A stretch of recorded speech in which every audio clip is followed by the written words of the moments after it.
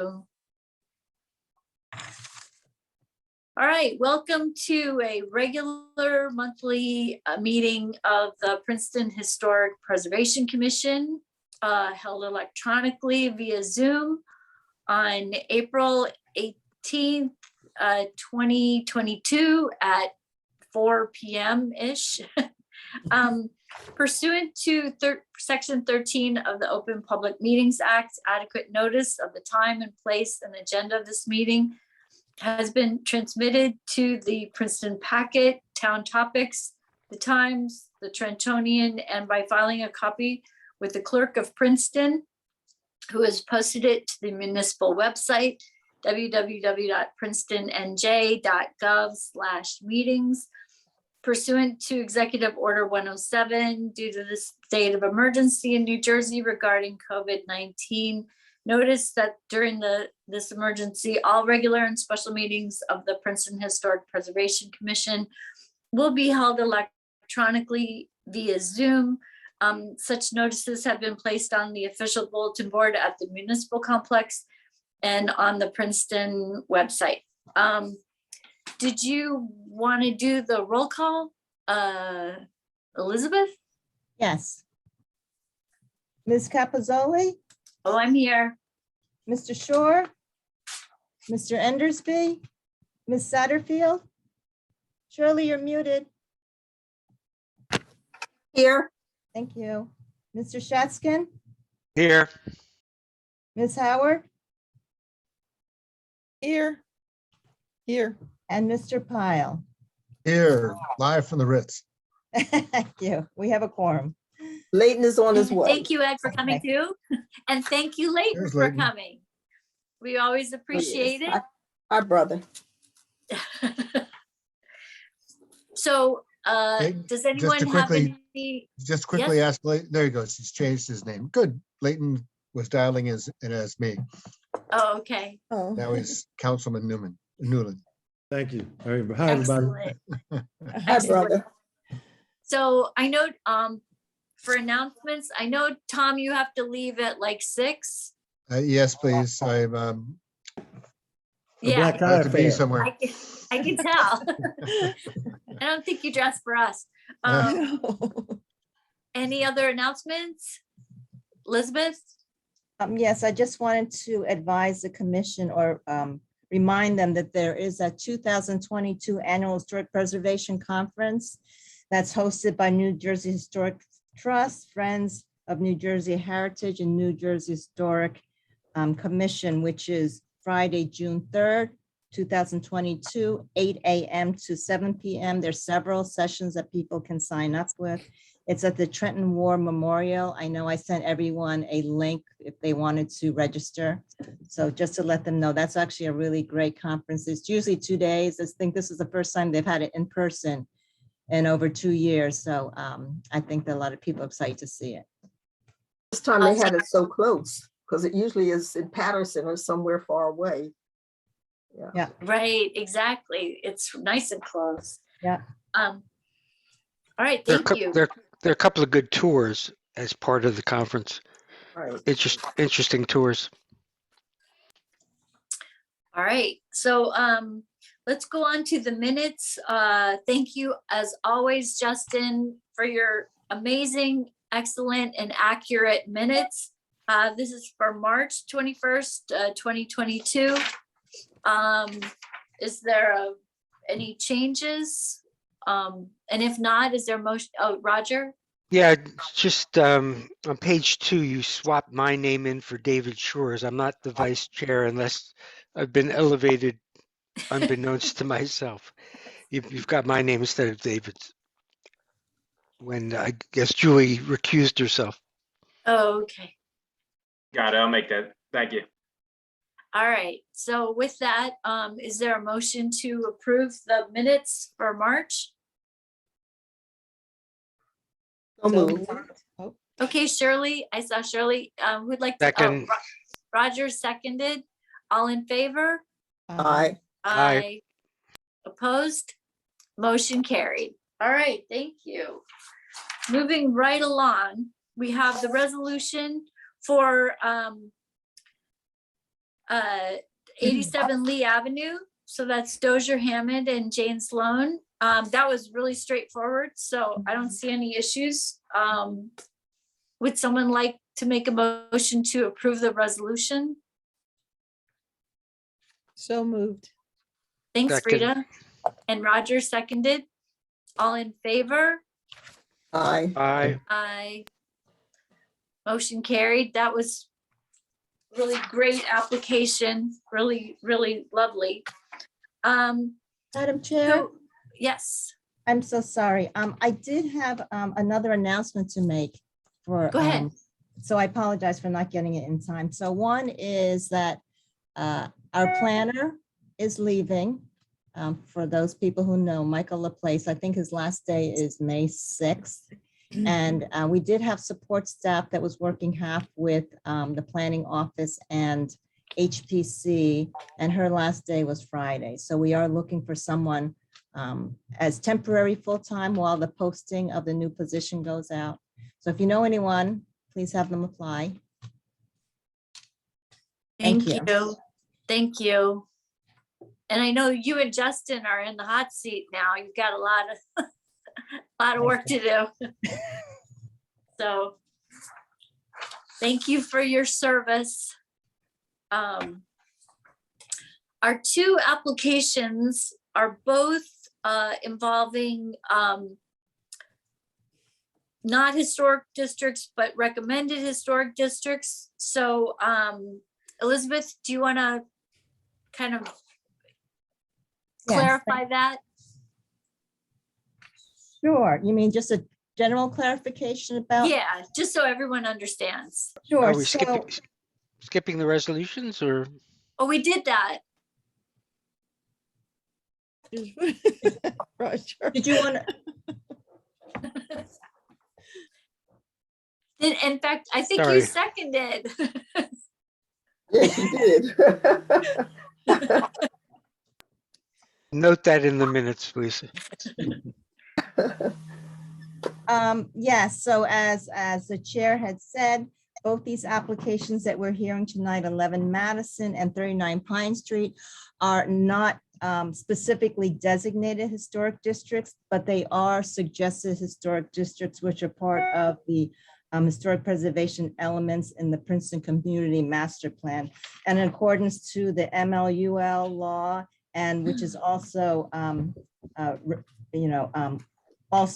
written in the municipal land use law of Princeton, is that if there is a identification of a component in the element of the master plan, that the Historic Preservation Commission is allowed to review it as a courtesy review. So that would be the case for these two applications. There are many districts and sites within that master plan that are identified with the borough and the township.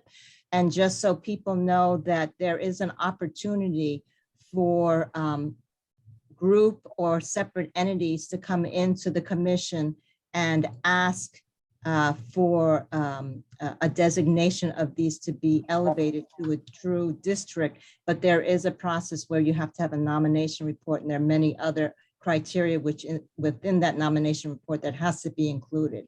And so for the commission here, I think the recent one that you've seen that's come through was the Prospect Avenue Historic District, where Clifford Zink, along with the Princeton Prospect Foundation, were the entities that came in requesting that be considered for a true district. So again, there is a process, and it's typically not left up to the HPC to be that entity to make those nominations, but it is something that they review everything that comes in, and they will make a recommendation stating whether they support it or not. And then it goes to the planning board and then off to the council, depending on which direction it goes in. So if anyone has any questions, I'd be happy to answer any questions or bring it up later in the meeting. Thank you, Elizabeth. I just wanted to make sure that was understood. So let's move on to the application 11 Madison Street. And I don't know if you can, maybe Justin can bring the applicants over to the panelist section. And then Elizabeth, if you want to start off with your report, that would be really helpful. Okay. I know that Ryan Kennedy is one. I'm not sure if there's anyone else. So Justin, when he comes in, maybe he'll be able to tell us if there's anyone else coming to represent the application. Thank you, Elizabeth. Madam Chairman. I believe you've got Robert and Mindy Frank. I'll have to look at our architects are here as well. I have to look at the participant list. I can only see that now that I moved over. So Okay. should be Jim Holiday, but I'm trying to, takes a second before you can actually. Brian, there's someone just named Jim. No last I name. believe that's going to be him. Okay, I'll move him over. Okay, so Madam Chair, I will start the report as they're being elevated. So the applicants, Robert and Mindy Frank, have filed an application pursuant to the Princeton Borough Land Use Code for a zoning application to construct a new single-family structure requiring C and D variances. The site is identified as block 28.03, lot 50 on the Princeton tax map and lies within the former borough R4 zone. It's further identified as 11 Madison Street, and it's located on the east side of the street between the crossroads of Park Place and Wiggins. The property falls within the suggested Central Residential Historic District, the historic preservation element of the Princeton Community Master Plan. So again, as I mentioned, because this is a suggested district which is identified in the element of the master plan, HPC has the opportunity to do a courtesy review for the zoning board. And as a courtesy review to their board, we are required to present a report for them. So the original house on the property was constructed circa 1904 as a 2.5-story wood framed house. It was built in a rectangular shape with a full width covered front porch and a slate or tin roof. By 1911, a section of the back end of the house was partitioned to change to 2-story. So in my report, you could see attached are the Sanborn maps of the 2 years, which shows what it looked like where originally was a 2.5-story structure. And then you can see a dashed line in the back where it was partitioned off. And you can see there's a number 2 on there, which shows it's 2-story back there. Today, the building appears relatively unaltered from what we saw in the latest Sanborn maps. It continues to be rectangular shape and retain the original front porch, although since then, the porch has been enclosed. This 2-story rear section of the house still exists, which has a pyramidal roof and an internal chimney on it. A front-facing gable roof faces Madison Street with the rear cross gable roof in the midsection of the house. All roofs are asphalt shingle. Fenestrations on the west, south, and east elevation are not symmetrical, although they are symmetrically lined on the north elevation between the first and second floor for the 2.5 section of the house. Attic windows are centered under gable roofs, and most windows are 2/2 double hung, either single or paired windows.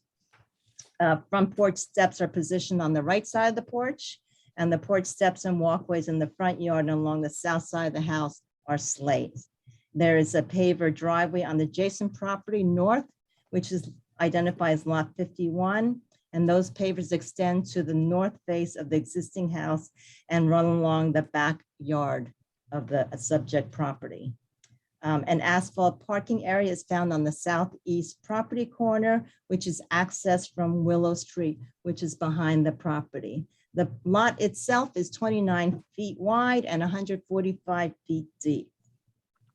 So the applicant proposes to demolish the 1780 square foot existing single family historic house and build a new 2,786 square foot single family house. The new building will be the same width as the existing building, which is 22 feet 1 inches. The length of the proposed building will increase by about 10 feet from the existing. The existing length is 39 feet 11 inches, and about the average, because each floor is a little bit different in length, is probably about 49.5 feet long. And off the back of the house, the new house will be decks. There's a new detached 2-foot by 18-foot 1-car garage with a flat roof, which is going to be built in the rear yard. And there'll be an extra parking space next to that garage. And again, Access to the parking area will continue to be from Willow Street. There'll be a new sidewalk that connects the parking area to the back deck. And as stated, this application is a zoning board application. The applicants seek zoning relief for C and D variances. The C variances are for minimum lot area, lot width, front yard setback, smaller, larger, and combined side yard setbacks, the height to setback ratio on both sides, and impervious cover and distance between windows or buildings will also be part of the C variance. The D variance, which is a FAR floor area ratio variance, they're asking to exceed the maximum allowable ratio, which is for this building 52%. And they like to, they're requesting for a FAR of 66.3%. As far as the commission's review of this, again, we've listed the criteria here, which the application will be reviewing. And so the HPC should endorse or not endorse the application as submitted. What I had included in there was, besides application for a new structure, non-historic, but also the application to historic structure, because again, there is a historic structure there right now. And one of the elements which I highlighted is preserve or enhances the historic or architectural value and character of the structures. And if we go down to the comments and recommendations on this application, I'm just going to go through them. Madison Street is represented mainly by 19th and 20th century single family style houses.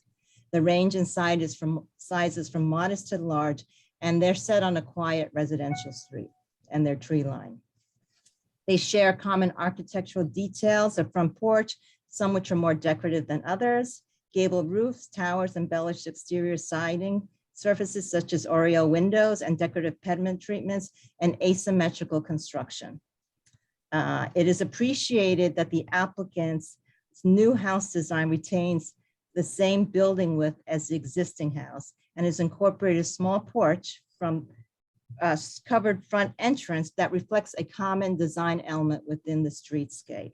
It's further noted that the height of the new house is about 2 feet lower than the existing house, and which is only 2 floors, and as it steps back, then it actually increases to the full 3-story.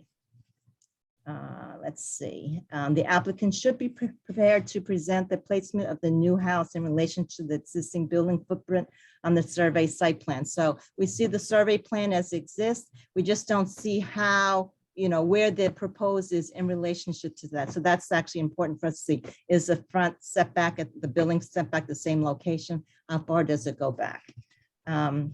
Adjacent properties are very sensitive to stormwater runoff that's coming off-site onto their property. So the applicants asked, where will the roof drains be discharged, and how will the back new parking and garage area drain from their property? The applicants are also asked to discuss the exterior building material and color proposed for the new house.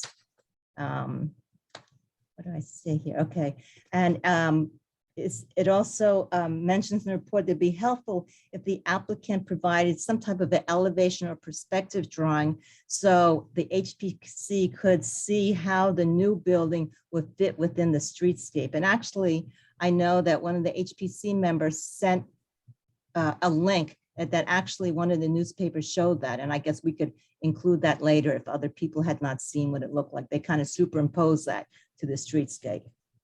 The commission has reviewed several applications on Madison Street in the past. The historic significance of the street has been recognized and included in the suggested central residential historic district in the master plan. It is important when improvements are made in the suggested district, they respect the historic features, streetscape, and context of the historic district. It should be noted there are 6 consecutive buildings on the east side of the street from 7 Madison to 17, which represents a collection of houses that sit on narrow, modest-sized lots with houses that are very similar in style, size, and proportions. And this can actually be seen on the applicant's submission package sheet SK-9. They did a really great job. They did the even side of the street and the odd side of the street. These houses, this collection of houses, have cross gable roofs, steps that lead to the full width front porch, front entrances offset to the side of the front facade, and some have the same lower roof as 11 Madison. These houses are distinct to the neighborhood and woven into the historic streetscape. The applicant's existing house is part of this enclave of houses. I think it's the second one from the right of this section that I'm talking about. The third. Third. Oh, third, excuse me. The 11 Madison does represent classic details of the period of architecture, but also represents a stock of housing that was developed for the Princeton community during the same period of historic civic significance. So demolishing the subject house will be jarring to this collection of houses and will greatly alter the rhythm and integrity of this unique historic streetscape. So, there is a similar parallel as far as this collection of houses, which HPC had seen on Prospect Avenue, where there were those three Queen Anne houses, which also served as a collection of houses within the eating clubs and other institution buildings there. So there is a significance when there is a cluster of them. It is strongly recommended the applicant consider retaining the existing house and adding an addition to the rear of the house to gain the additional square footage they are looking for. The interior floor plan could be changed. It could be gutted and reformatted to meet their needs, and perhaps a contemporary style addition on the rear, which seems to be what the proposed application is. So that perhaps is something that they desire, that style.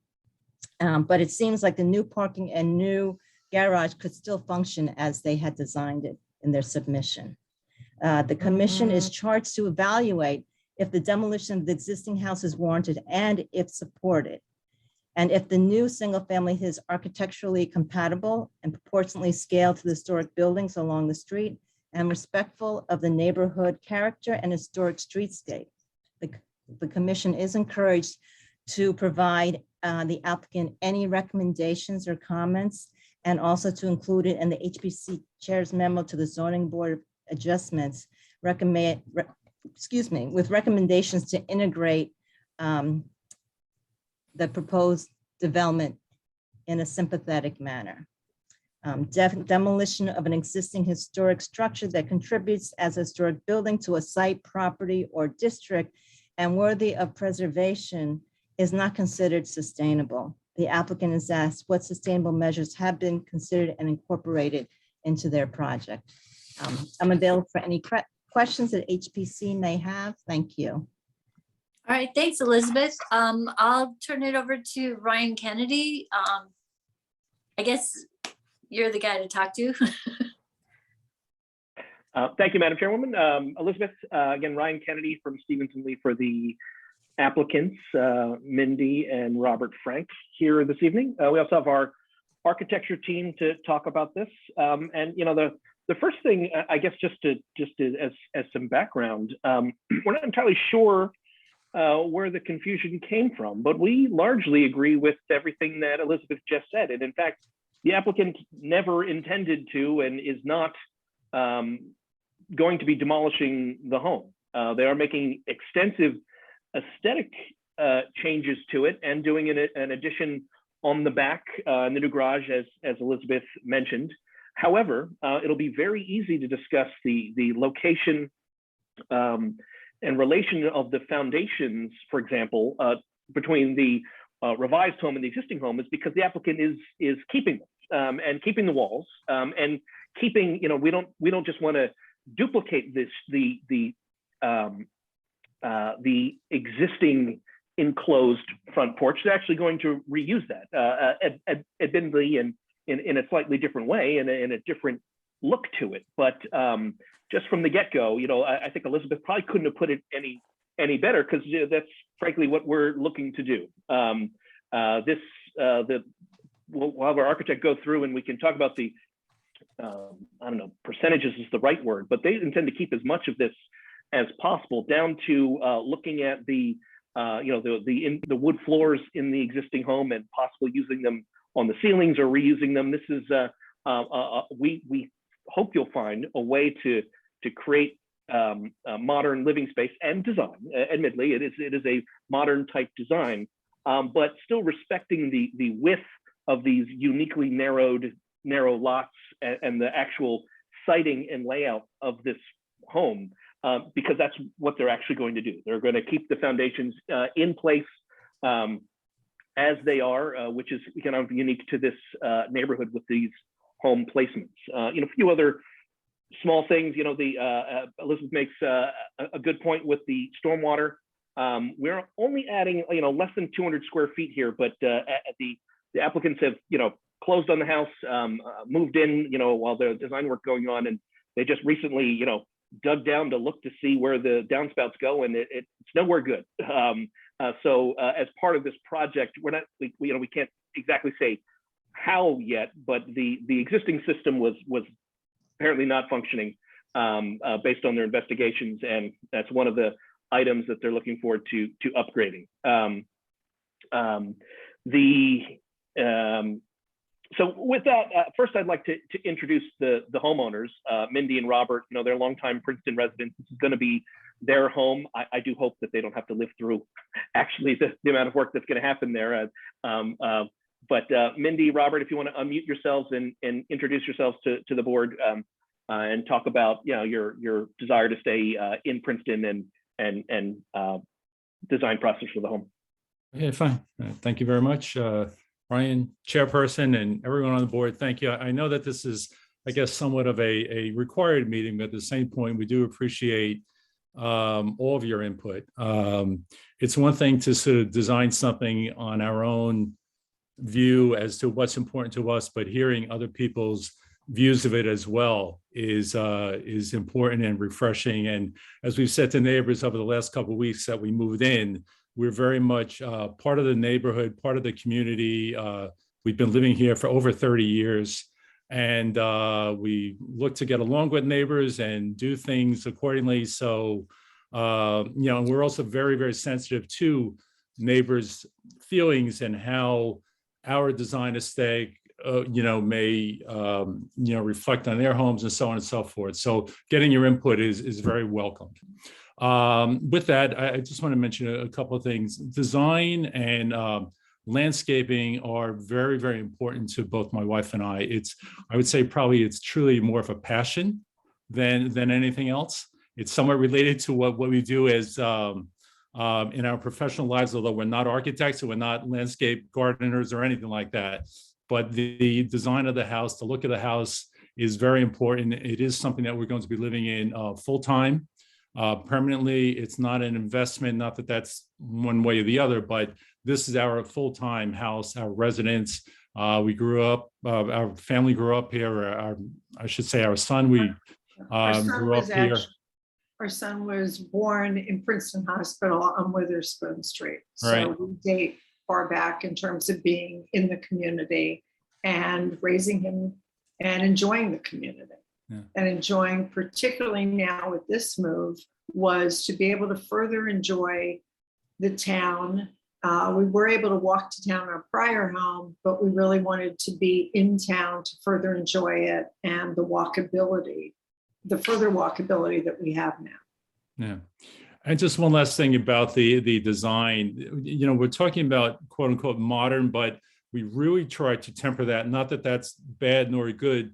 This house we're looking at more as a transitional kind of a style. We'll call it like a soft modern.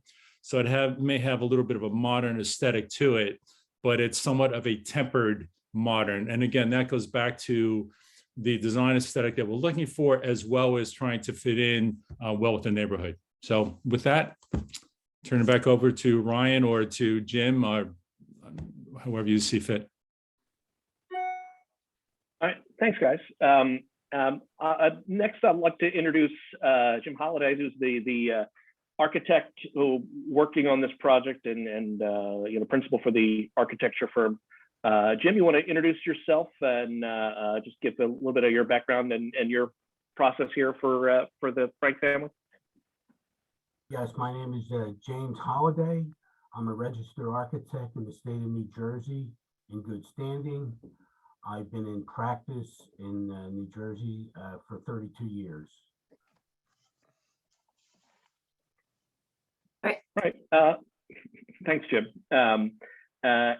If you want to share your screen, we can start going through the design you've put together for the property, in preparation for this, Madam Chairwoman and members of the board. We've talked through some of the material choices, some of which are particularly interesting. I kind of learned some new things about some unique sustainable materials that they'll be using here.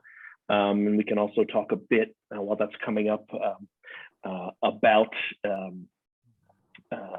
well, anyway, Jim, so what we're looking here, I believe, is the site plan that was submitted as part of the application. Now we're scrolling back. These are all the plans that you guys have in, I'll say full size, but thankfully for our printers, Jim's firm uses ledger size. So humans were able to print these rather than.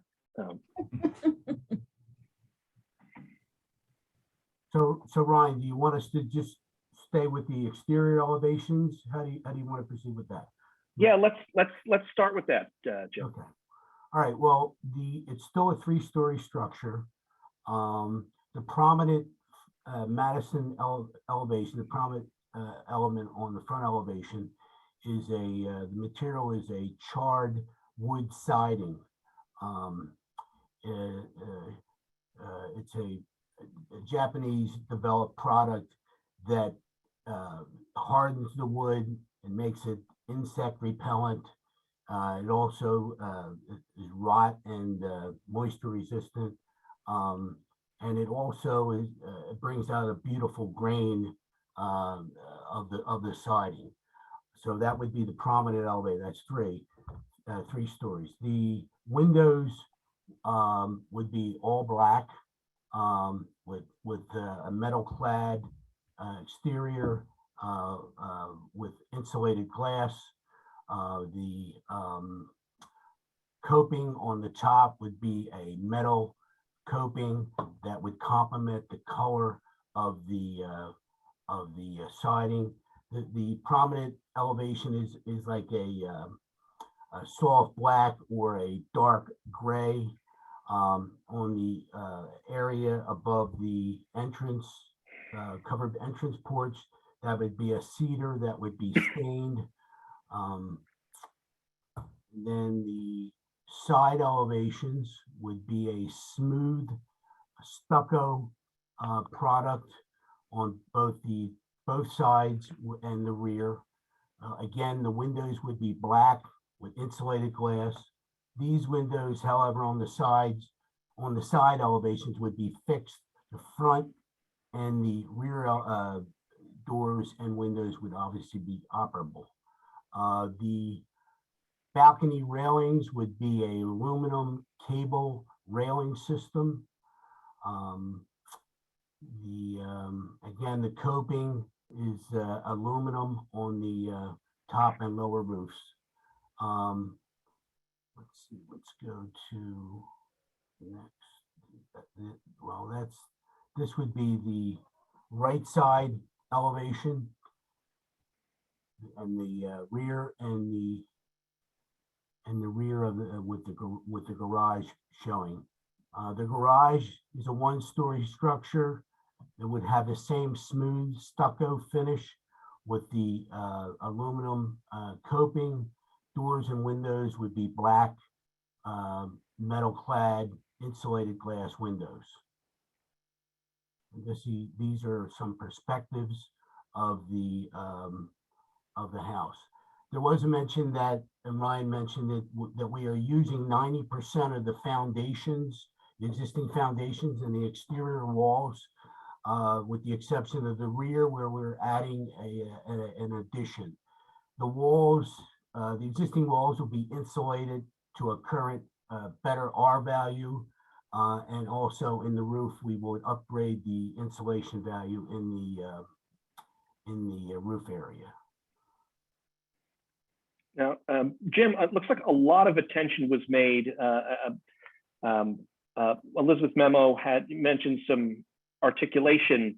I know we're respecting and keeping the exterior walls here, but it looks like a lot of thought has gone into kind of stepping the house back, and I think this was captured in the memo as well. So as to appear smaller and to be essentially broken up with different materials and heights. Could you also, I guess, point out the overall height of the building is actually going to be lower than the existing home on the site? It will be approximately 2 feet lower on the highest element on the house.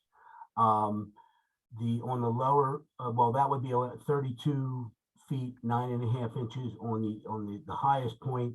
On the lower, where you say in the front, where we stepped it back, and then there's a balcony above to kind of give it some relief from the street. That is going to be like 30 foot 8 inches, that height. So it is lower than the existing ridge line of the existing house by 2 feet. And the lower area is actually 4 feet lower. So on that right side, that actually, I mean, it doesn't mimic a gable or an eave, but it steps down lower as well. So it's the 2 feet, and then even step down further than that. Yes. And then step further down in the front and rear. Correct. Now, just since we've got the two front kind of renderings here, that footprint of the front area, that really is reusing the foundations, and that's where the existing enclosed porch is currently? Correct. Yes. Okay. That's correct. Now, we did reconfigure the front entrance and the porch area, but the entrance is essentially on the right side of the house. Got it. And from a front setback perspective, we're essentially respecting the existing location that's there now, correct? That's correct. Got it. Maybe if you could step to the site plan, I think that might be helpful to help the commission. There we go. This one here. So the top left, that's the obviously the existing conditions, and the bottom is the the existing conditions, but with some of the rear impervious kind of removed and then reconfigured for the garage area. The I guess shaded part along the bottom of the site plan, that's kind of an existing brick area of kind of a shared driveway with the neighboring property. Is that right? Yes. Though obviously, that this property owner isn't able to use that. It's not quite wide enough on his site to use that, and they'll be using the back. Yes.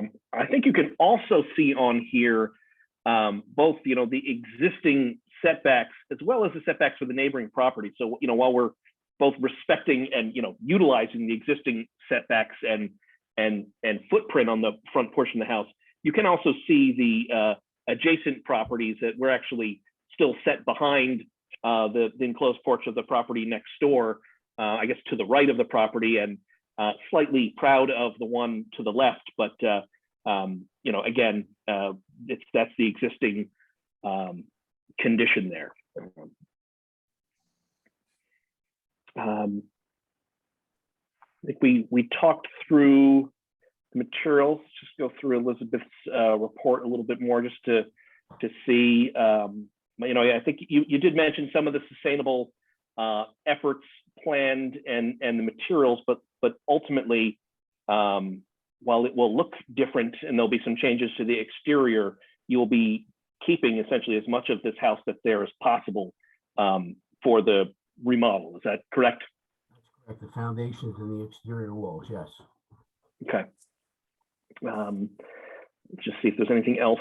I'll just mention one thing there. Even again, we're not talking about the inside, but the inside, things like the wood floors and things like that, we're definitely going to look to repurpose those as much as possible. Maybe take wood floors and we can make a ceiling detail out of them or whatever. So I know that, again, the purpose of this meeting is not to go over interior things, but just know from philosophically, we're going to look to maintain and reuse as many of the specialty kinds of items and flooring materials and different materials on the inside of the house as possible. Excellent. And Jim, maybe you want to talk a little bit, so towards the rear of the rear addition, there's parts of the rear addition that are floor area, but are essentially, covered or enclosed outdoor space. Yeah, that would be the deck areas in the rear. Okay. Is that what you're talking about, Ryan? Yes, correct. There's essentially like a covered outdoor room essentially towards the back. Is that a fair way to describe it? Yes. That's something that we had in our previous house as well. And it's sort of like, has a little bit of an outdoor kitchen there. It's just a very important element and feature that we would like to maintain in this house as well, just for outdoor living purposes. And while that does count as floor area, it is quite not, it is, and a great pains was taken to keep this house, in the right ballpark. It remains under 3,000 square feet, but a big chunk of that space actually is outdoor unconditioned space that, because it is under something in the rear, counts as floor area. I know this board's not necessarily the floor area police, but we wanted to make that known, or talk about that. It's not all floor area it all counts the same from a variance perspective when we go to zoning. But ultimately from a massing and utilization perspective, there's some floor area that frankly isn't quite the same. And this house could have been, I don't mean to say larger, but by enclosing that space, or it would have been a different feel and not give them that connection to the outdoors that the applicants are looking for.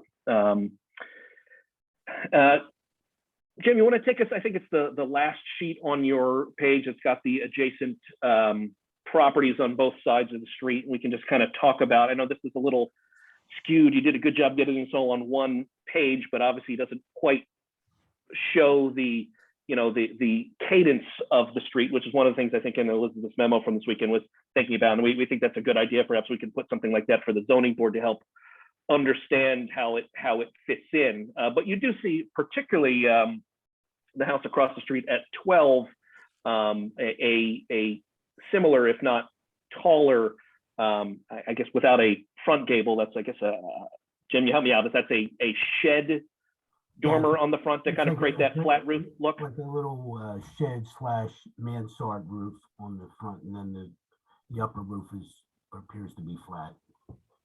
One across the street. So we're talking about 12, right? 12 Madison?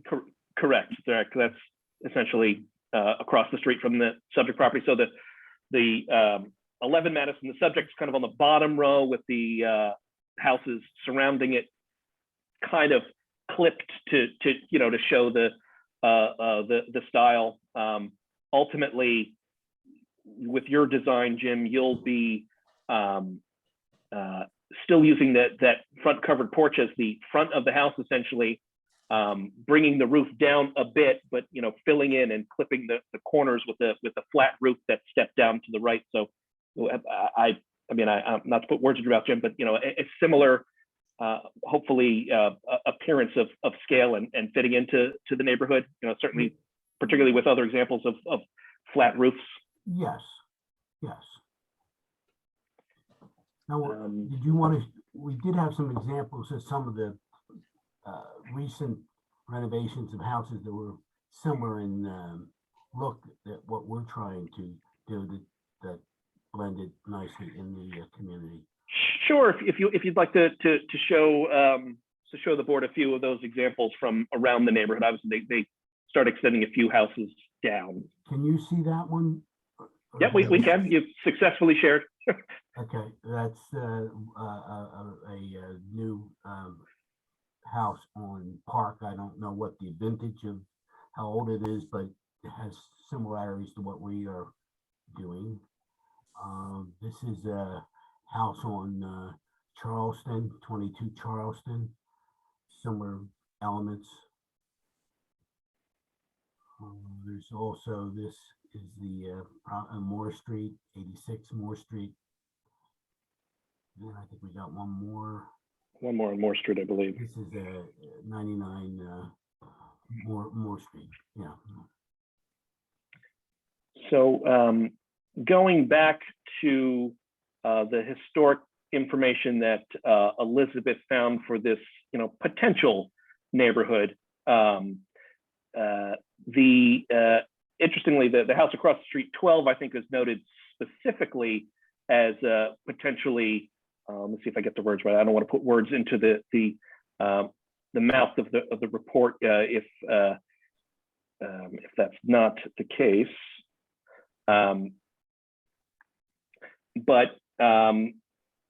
Apologies, it's number 10 rather than 12. But ultimately, of the homes of note didn't include this one, but notes though that the varying architectural styles in the neighborhood. It says there's no single architectural highlight here, but minor interest drives from several elements, including some other surrounding homes, particularly the facade of number 10, the porch of 19, and the porching tower of 23. Which and our hope is that by reusing the footprint of this house and updating it both for modern living and usability and a modern look, that we would essentially join that varied look of the streets, and we feel fit in as a modern element to a street of varied and in most cases pretty interesting different architectural styles. Okay, well, thank you. I just wanted to open this up to the commission members for questions. Actually, maybe if we could stop sharing the screen, I can see people better. But if anyone wanted to bring up any questions. Otherwise, I do know there are, I think, 11 people attending the meeting, and I did want to open this up to the public. So if anyone in the public wanted to raise their hand, they would be allowed to ask questions. I don't know if you see anybody with their hand up. Oh, Tom has his hand up. So I'd like to thank the owners and the architect for making a very good presentation and for obviously reaching for high quality materials and design. It seems to me that the desire here is to keep the existing footprint, but increase the square footage of and the utilization in the house. That's all very much appreciated. I would appreciate more discussion about the frontal design of the house. I obviously take note that it's got a very squared approach, and the windows are tall and square. I take the point that it might mimic in some way, thus the house across the street at, and yet I do find that if I understand the rhythm, or as someone said, the cadence of the street, the cadence of the street is clearly angular with the peaked roofs and the Victorian aspect, apart from 12 Madison. And I particularly note that along the same side of the street, at least 4 of those houses are built in the same style, evidenced by their upper windows and such.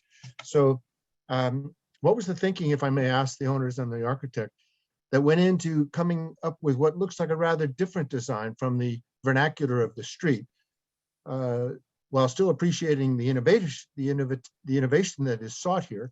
How do you reconcile this, which to me is looking rather different than the vernacular on the street? Jim, would you like to take that, or do you want me to? Or You want to chime in, Sure. because you were pretty much involved with some of the Okay, no, that's fine. things Okay. we were doing. I'll throw out a term that some of you may or may not be familiar with, but I'll throw it out there anyway.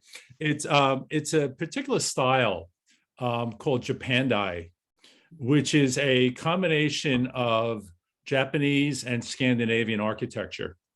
And it goes back to something I was saying earlier, where this is more of a soft modern kind of an approach. So we like something that has cleaner lines to it. But at the same point, we don't want, not that there's anything wrong with it, but we didn't want those more jarring kinds of feels that sometimes can come with a much more modern architecture. It's just not personally our particular style. But at the same point, having the more rectilinear kind of a look to it does lend itself more to that that cleaner, more refined kind of a look. And then we softened it with the materials that we'll be using, with the wood, with the stone. And certainly we're going to be doing that with the landscaping as well to soften the look. We'll probably be looking at a Hinoki cypress in the front, some dwarf mondo grasses and things like that. So will be different ways that we're going to soften the look at, as well as give a nice contrast between the darker wood of the front and the greenery in front of it. So it's a combination of, it's not just one thing in terms of, like, say, the shape of the window. It's the shape of the window, it's the use of the materials, it's that layering kind of effect that we were going for, both in terms of the overall shape, as well as even the tiered back going between the initial front facade and then going back from that on the upper level. Do you see this design then to stand out rather than to blend in, if I hear you correctly? We see it as blending in, but having a different approach to some of the other houses on the street. But at the same point, very much blending in, where it's not going to be, again, this very modern looking house. And that goes back to the use of the materials and the use of the colors, and how we're going to soften some of those things with the landscaping, both the hardscape as well as the softscape and the evergreens. And the use of the larger size windows in the front as well as the back is to really bring light into the house, which is difficult on these size properties, as you know, and the closeness of the houses. So that helps to bring a lot of light into the house.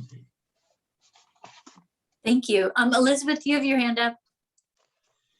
Thank you, Madam Chair. I do want to thank the applicants for clarifying about demolition. It really was unclear from the drawings whether the building was going to be demolished. I see that you are keeping the framing of it, although the exterior is going to be greatly altered. I mean, as you can see, it is different. And it's not that there's any objection to the style, but I'm looking at the consistency, or not even consistent, but the appropriateness to the streetscape.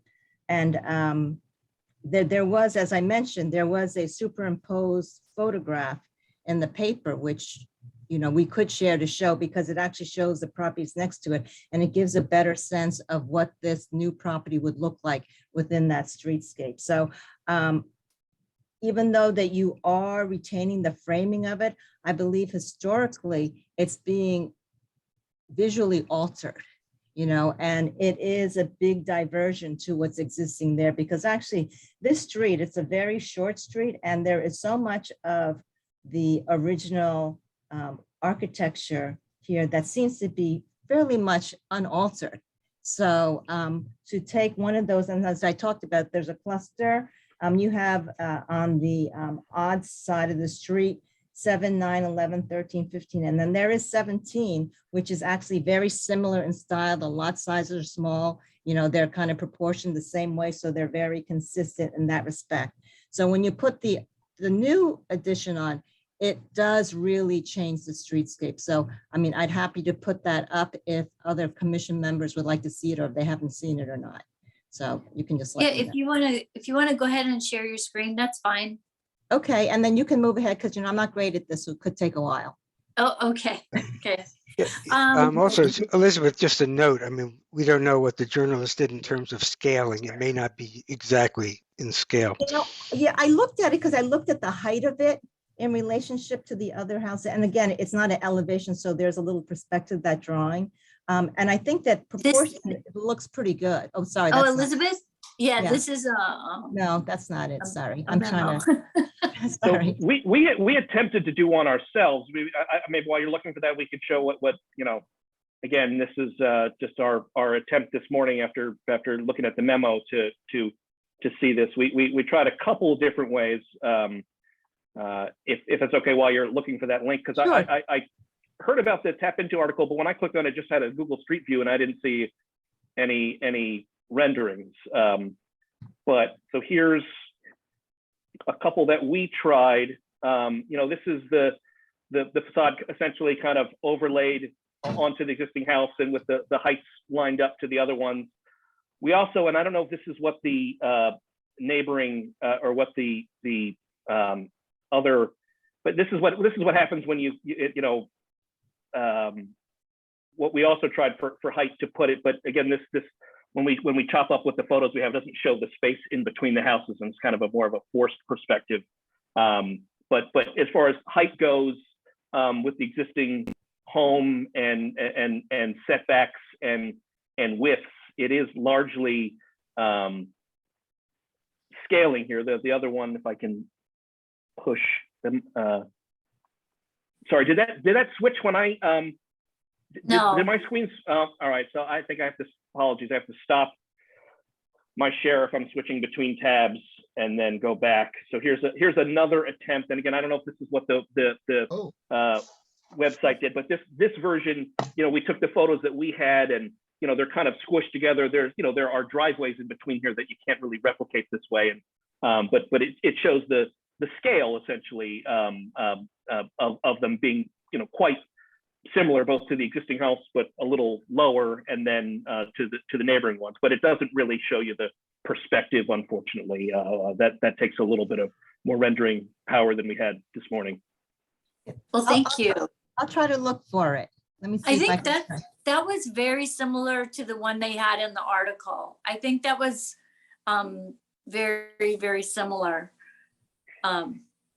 Yeah, I'll see if I can see this. Let's see. I can try, Elizabeth. Yeah. Hold on, I saved them as a clip where I just did the photographs. So let's see. While we're doing this, is it possible that Elizabeth could elaborate a little bit on her points in page 2 and 3 of her memo about what the commission must decide as relates to the all preservation plan applications? We are being tasked to comment, albeit a courtesy review, based on the criteria that she's well articulated here. Might be helpful for us to review that because of the potential variance of appearance that this admirable but different structure would bring to the street. Can you see this? No, Just You seeing can't see it the, yet? No, no. no, It says you're sharing your screen. Okay. some So, geological I formation think- that Google has put Yeah. together. Yeah, maybe you want to, it's okay, this is Elizabeth. the I rain think we garden got, they're proposing. yeah, we got the gist, Okay. I think before. Oh, that's it. That's There you the, go. There you go. Yeah, that's There it it. is. Yeah. and that looks pretty similar to what Ryan just Yeah. showed. Right. And it's good because it shows houses on both sides of the property, which is nice. It kind of gives you this perspective. So back to the criteria. So that we're looking if the improvement will be appropriate to and compatible with the existing structures of the historic preservation district or proposed, not adversely affect the ambience, character, or appearance of the historic preservation district and the relationship among the structures, not adversely affect the exterior architectural features and setting of the structure and its historical character, be consistent with the Secretary of the Interior standards, and then seeks to restore the structure or part of the structure. And then it emphasizes keeping existing materials, emphasizing architectural details of the original construction, and that the original siding or roofing should be maintained or repaired. So I would say in those criteria, it's not really meeting the, what we have in our ordinance. But I don't know if there's other comments or questions. And also, again, I'm aware of the public. There was a number of people attending. If there were other comments from neighbors. Madam Chair, we do have someone in the public who has their hand raised. Okay, if you'd like to bring them over. Sure, so I'll be moving over Bruno Wormsley, excuse me.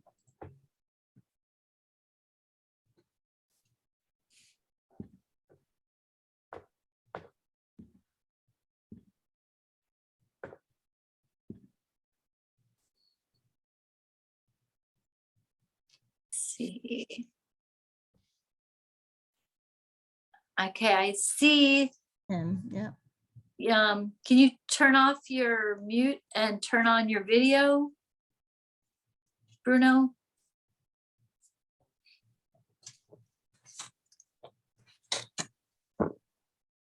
Oh, there. Okay.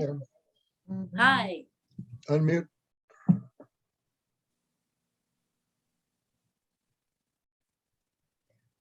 Mr. Walmsley, could you unmute yourself? Yeah, you're muted.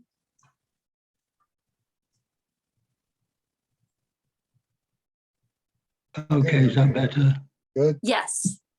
Okay, so I'm a resident of Willow Street, which has been little mentioned in this discussion.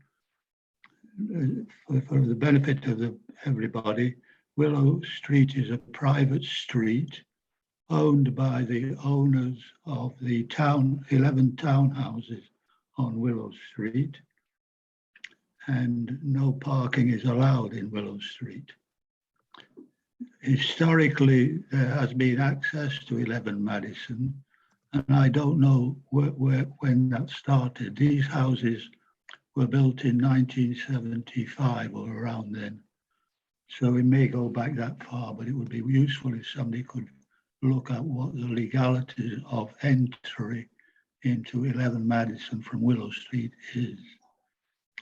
But the other thing we are very concerned about is in the construction, are they going to want to bring machines and trucks and that down Willow Street, which would be very detrimental to our houses.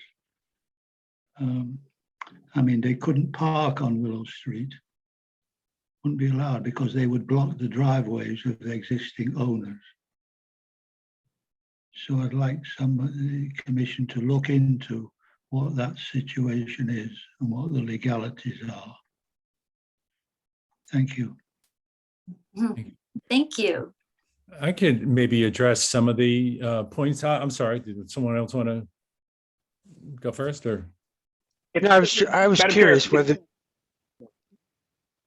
maybe Ryan knows, but I was curious whether you'd need an easement from that townhouse group to use the driveway. There's one other driveway one other house on Madison that accesses their garage from Willow.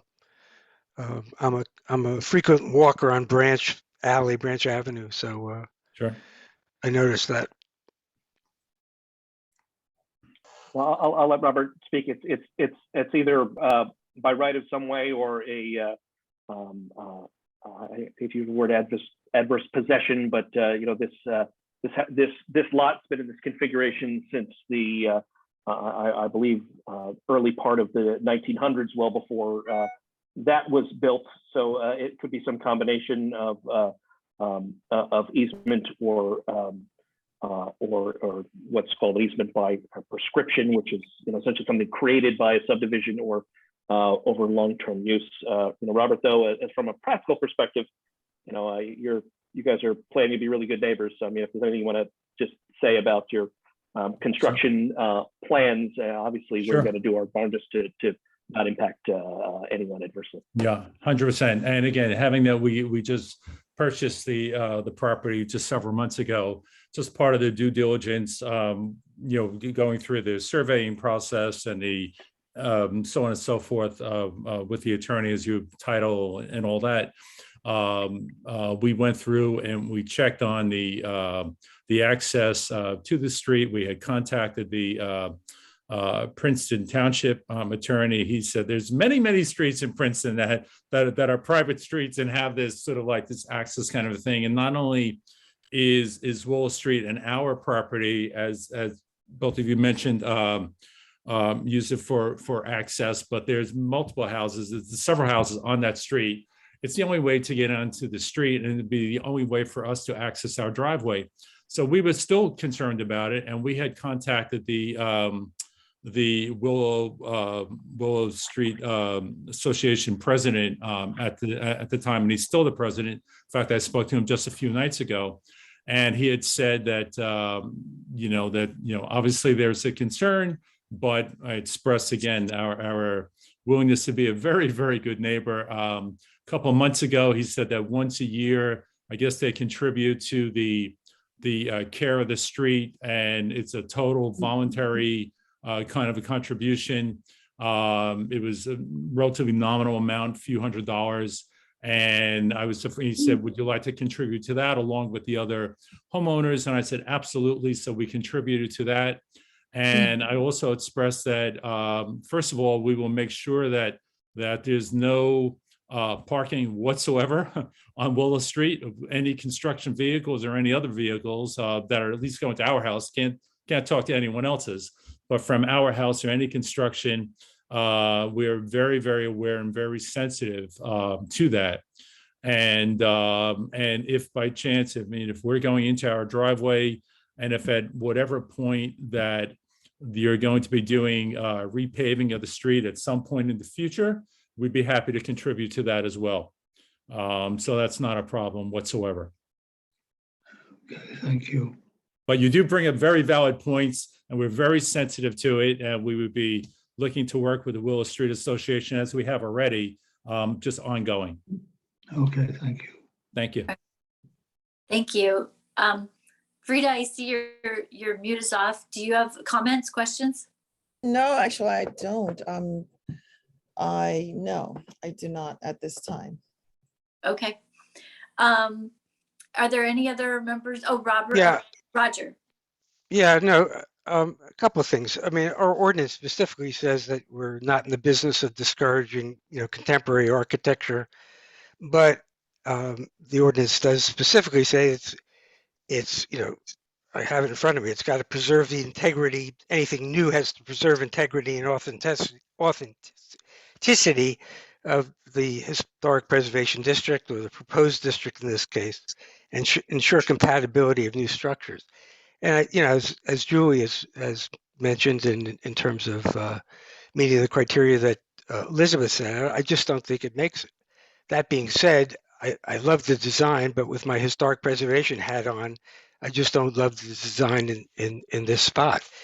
And some of the other modern structures that you showed are very different, I think, pretty much in terms of the scale of the fenestration to the rest of the architectural space. They push the windows a little bigger, but they're generally in scale with the neighborhood windows. And that's clearly not the case with this structure.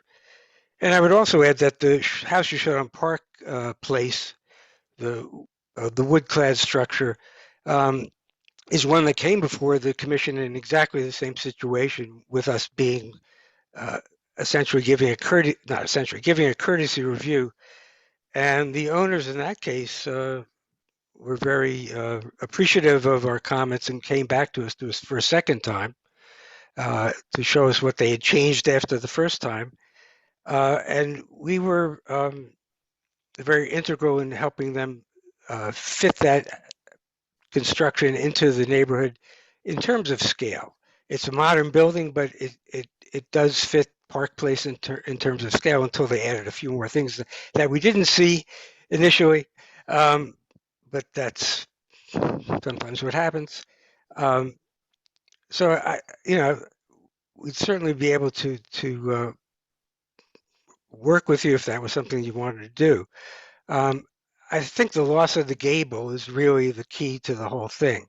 Right. I mean, if you're to put some kind of gable structure and then build modern behind it, I'm not an architect, I can't tell you how to do it, but something that mimics the rhythm of the street, which is key in that particular series, and your sheet SK9 pretty much shows that. And as to the house across the street at 12 Madison, it's not clear to me if that was a side-facing gable house. It looks like it's been changed beyond recognition. I think it would probably be a front gable, but I can't tell. But again, the scale of the windows there at 12 Madison are much more in line with the rest of the street. And although it is flat across the top, it does not change the rhythm of the street's architecture the streetscape the way your proposal would. Again, I say this fully appreciating what you've done in terms of design and materials and sustainability, but I guess my courtesy review is somewhat discourteous. Elizabeth, you have your hand up again. Thanks, Roger. Thank you, Madam Chair. Yeah, and just to note, I mean, there is a difference when you're reviewing a structure that's a new structure versus a structure that's an existing historic structure, and whether you're preserving or altering it. So to me, what's been done, it's been altered. So actually the historic structure is unrecognizable. And I think that that's why myself and even the zoning officer, if you see his report, we both thought that the house was being demolished. But with that said, preserving for sustainability is important. However, for historic preservation, the alteration to the existing historic structure is, as I said, unrecognizable. And I think that, when we review that in consideration of alterations to an historic property, that it does not meet the criteria that is set out in our ordinance. I feel that it's too altered. All the windows have been changed, which are visible from the right of way, the front and both sides. Even though that there is a porch, it wouldn't seem as it was actually part of the original, and I just looked at it to make it seem like it was a design element that was consistent with what's out there, but I wouldn't have really thought that it was the original porch being retained. So. All right, thanks, Elizabeth. Shirley, did you have any comments or questions? No, but I think that I agree with Roger. He put it more eloquently than I would have put it. And what I heard is how many years the family has been in Princeton, and their son, who was born in the hospital that was in the Witherspoon-Jackson community, that this Princeton is known for their architecture and for the homes that are on this street, as in the Witherspoon-Jackson community.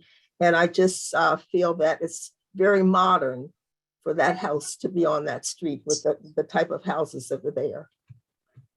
Can I interject if you don't mind? Sure, go ahead. Number one, I think there's beauty and diversity. Number two, I'm sorry, I don't want to kill your last name, Shatskin? That's good. Okay, I'm sorry. No, close enough. 2 points. One is that sort of stood out to me was adding a gable to this house. And I'll give you a crazy little analogy.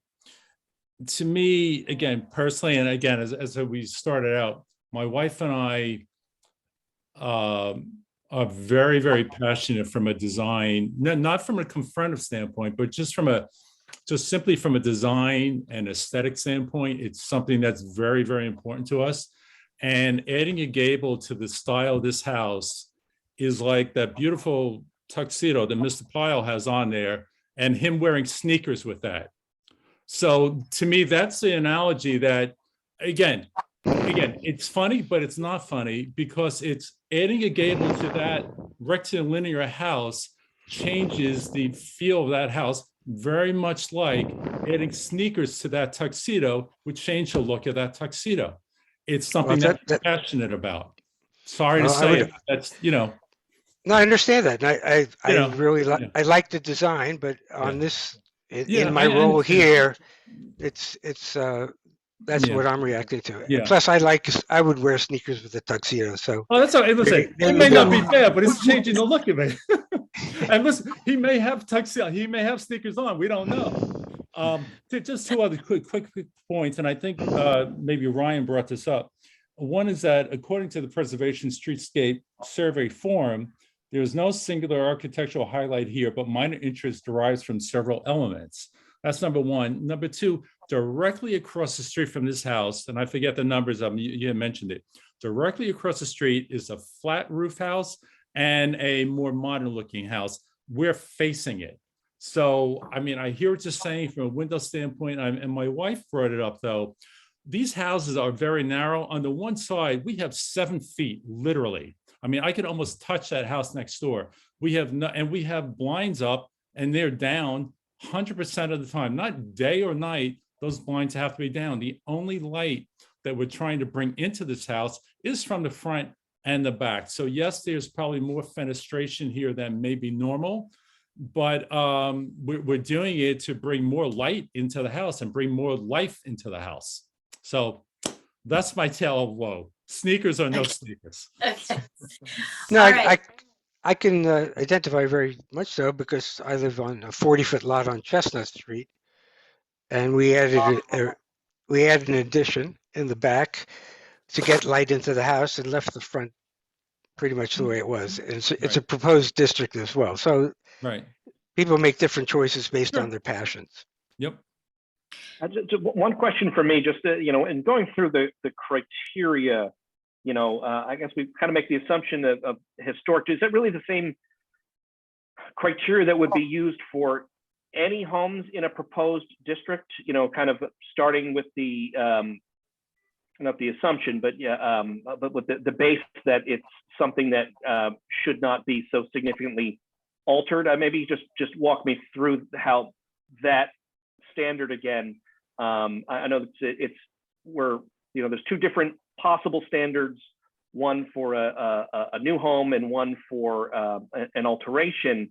I guess the disconnect I'm having, and perhaps you could just help me with a little bit, is in that alteration. What is the base that we're considering from when the home itself has not been designated or the district hasn't been designated? It's really just the status quo, I suppose, as being kind of blessed with that status. That's the part that perhaps you could just help me wrap my hand around a little bit more if I express myself. Yeah, well, I mean, I'll hand this over to Elizabeth, but I just wanted to point out that, in this situation, we do not vote. So we are not making a formal decision. We're not the end of the road here. We're just writing a memo to the zoning board. So part of that difference between being in a district and not is that the actual decision goes to the zoning board. And here we're just writing a memo of our impressions, and then the zoning board makes the final decision. Whereas if it were a historic district, then we would be the final stop. So that's a pretty big distinction. But Elizabeth, you have your hand up, so let me go to you.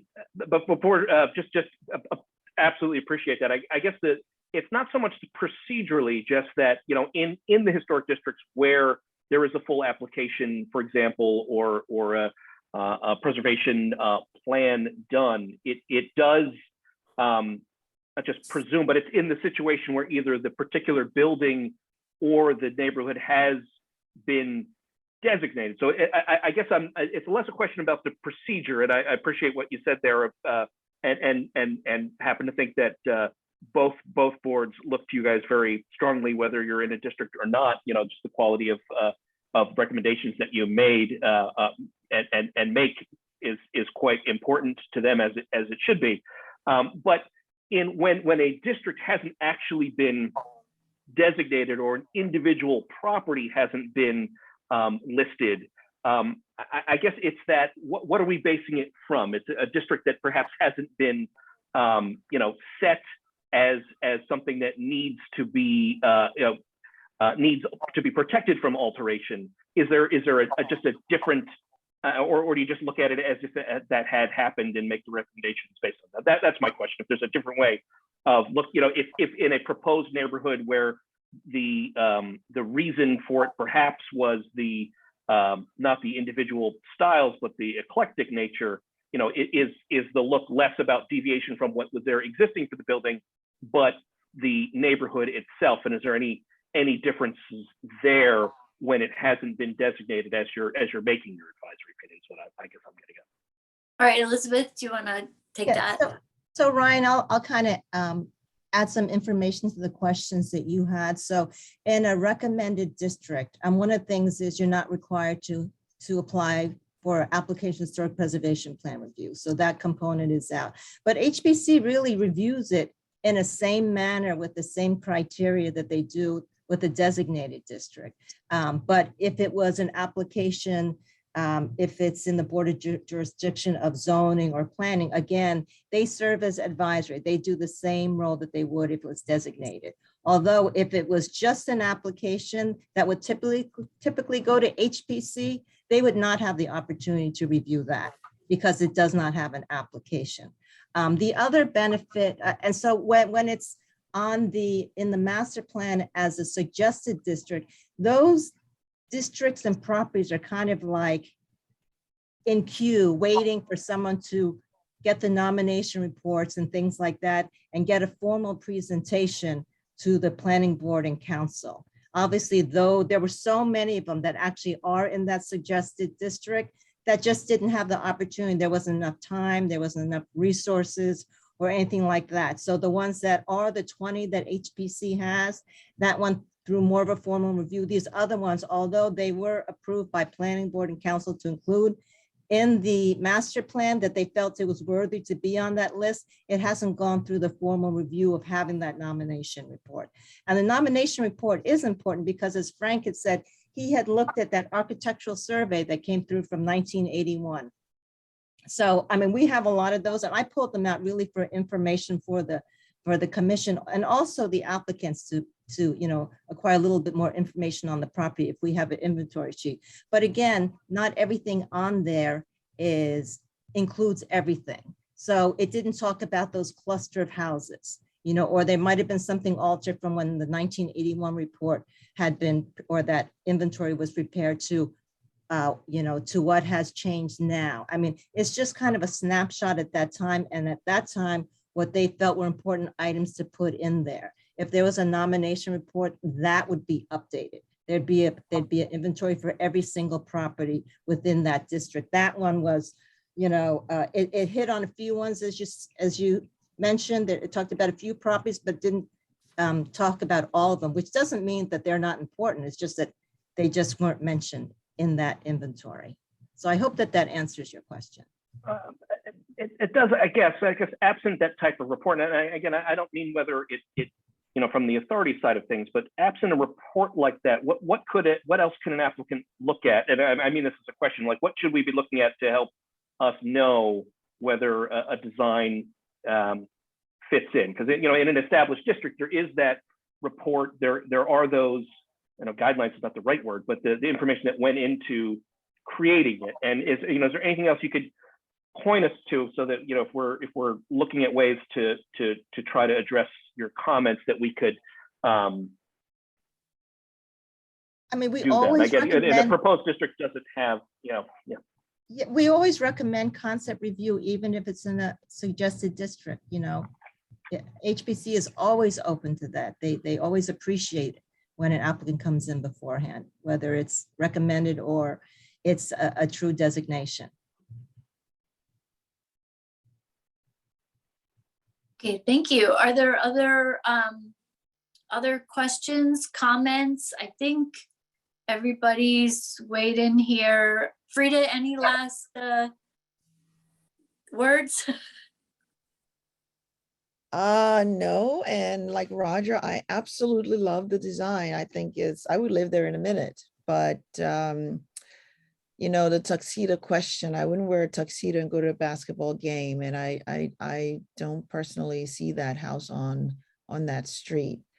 And I mean, it's a fabulous design, but I really don't think, and it's great that you guys are using a lot of or intending to reuse a lot of the existing materials, but they're all hidden. Nobody can see it. So it just takes away the look of the street. So unfortunately, like I said, I don't feel like it belongs on that street, but it's a beautiful design that would be wonderful in another location. Can I ask you, I mean, the houses that we showed as examples, the houses on Moore Street, and there's more, in fact, there was one with a lot of glass on Moore Street besides that one that we didn't even bother showing. But how did they all, and maybe they're in different districts, I don't know, but they were very, very different as well. The one on, what's the name of it? Not Charleston, it's, but what's the name of that street, Ryan, the 20? It is Charlton. Charles. 22 Charles. That house, I mean, is equally different in feel than the houses. And if you look at it compared to the houses on both sides of it, very different. How did those houses go through this process? And every one of them we showed, and there were certainly more, and they went through. I'm just trying to see, why is this one, again, just trying to understand it as Ryan is.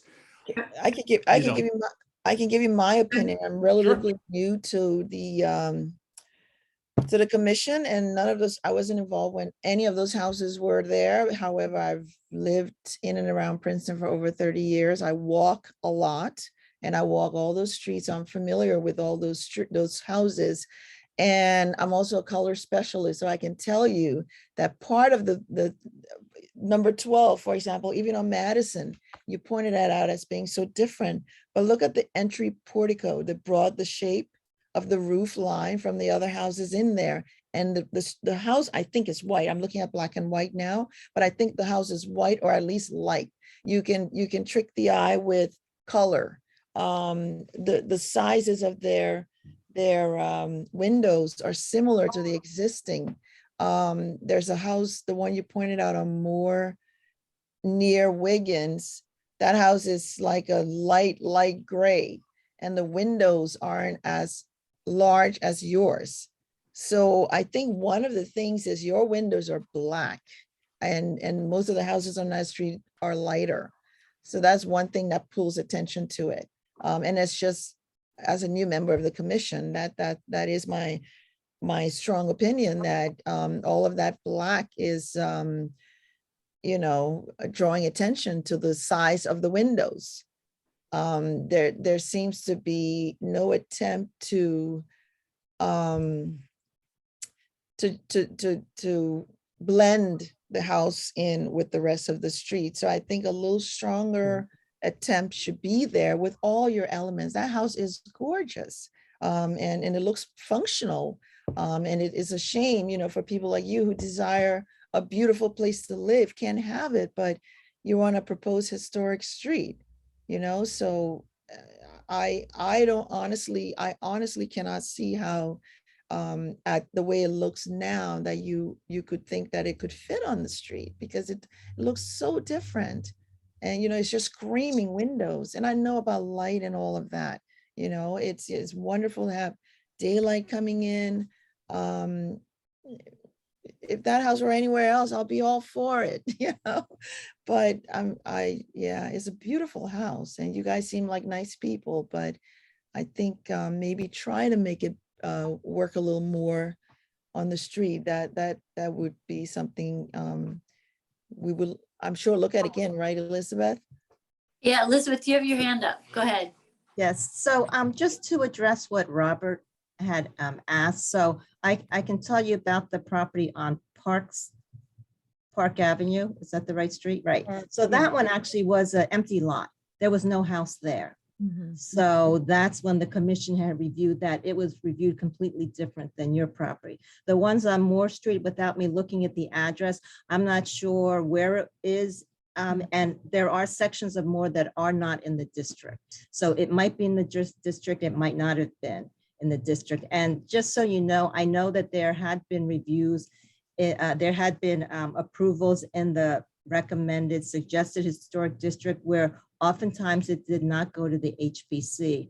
The HPC and the Historic Preservation Office really works very diligently to get those applications, when we're aware of it, referred to us, because we feel it's very important.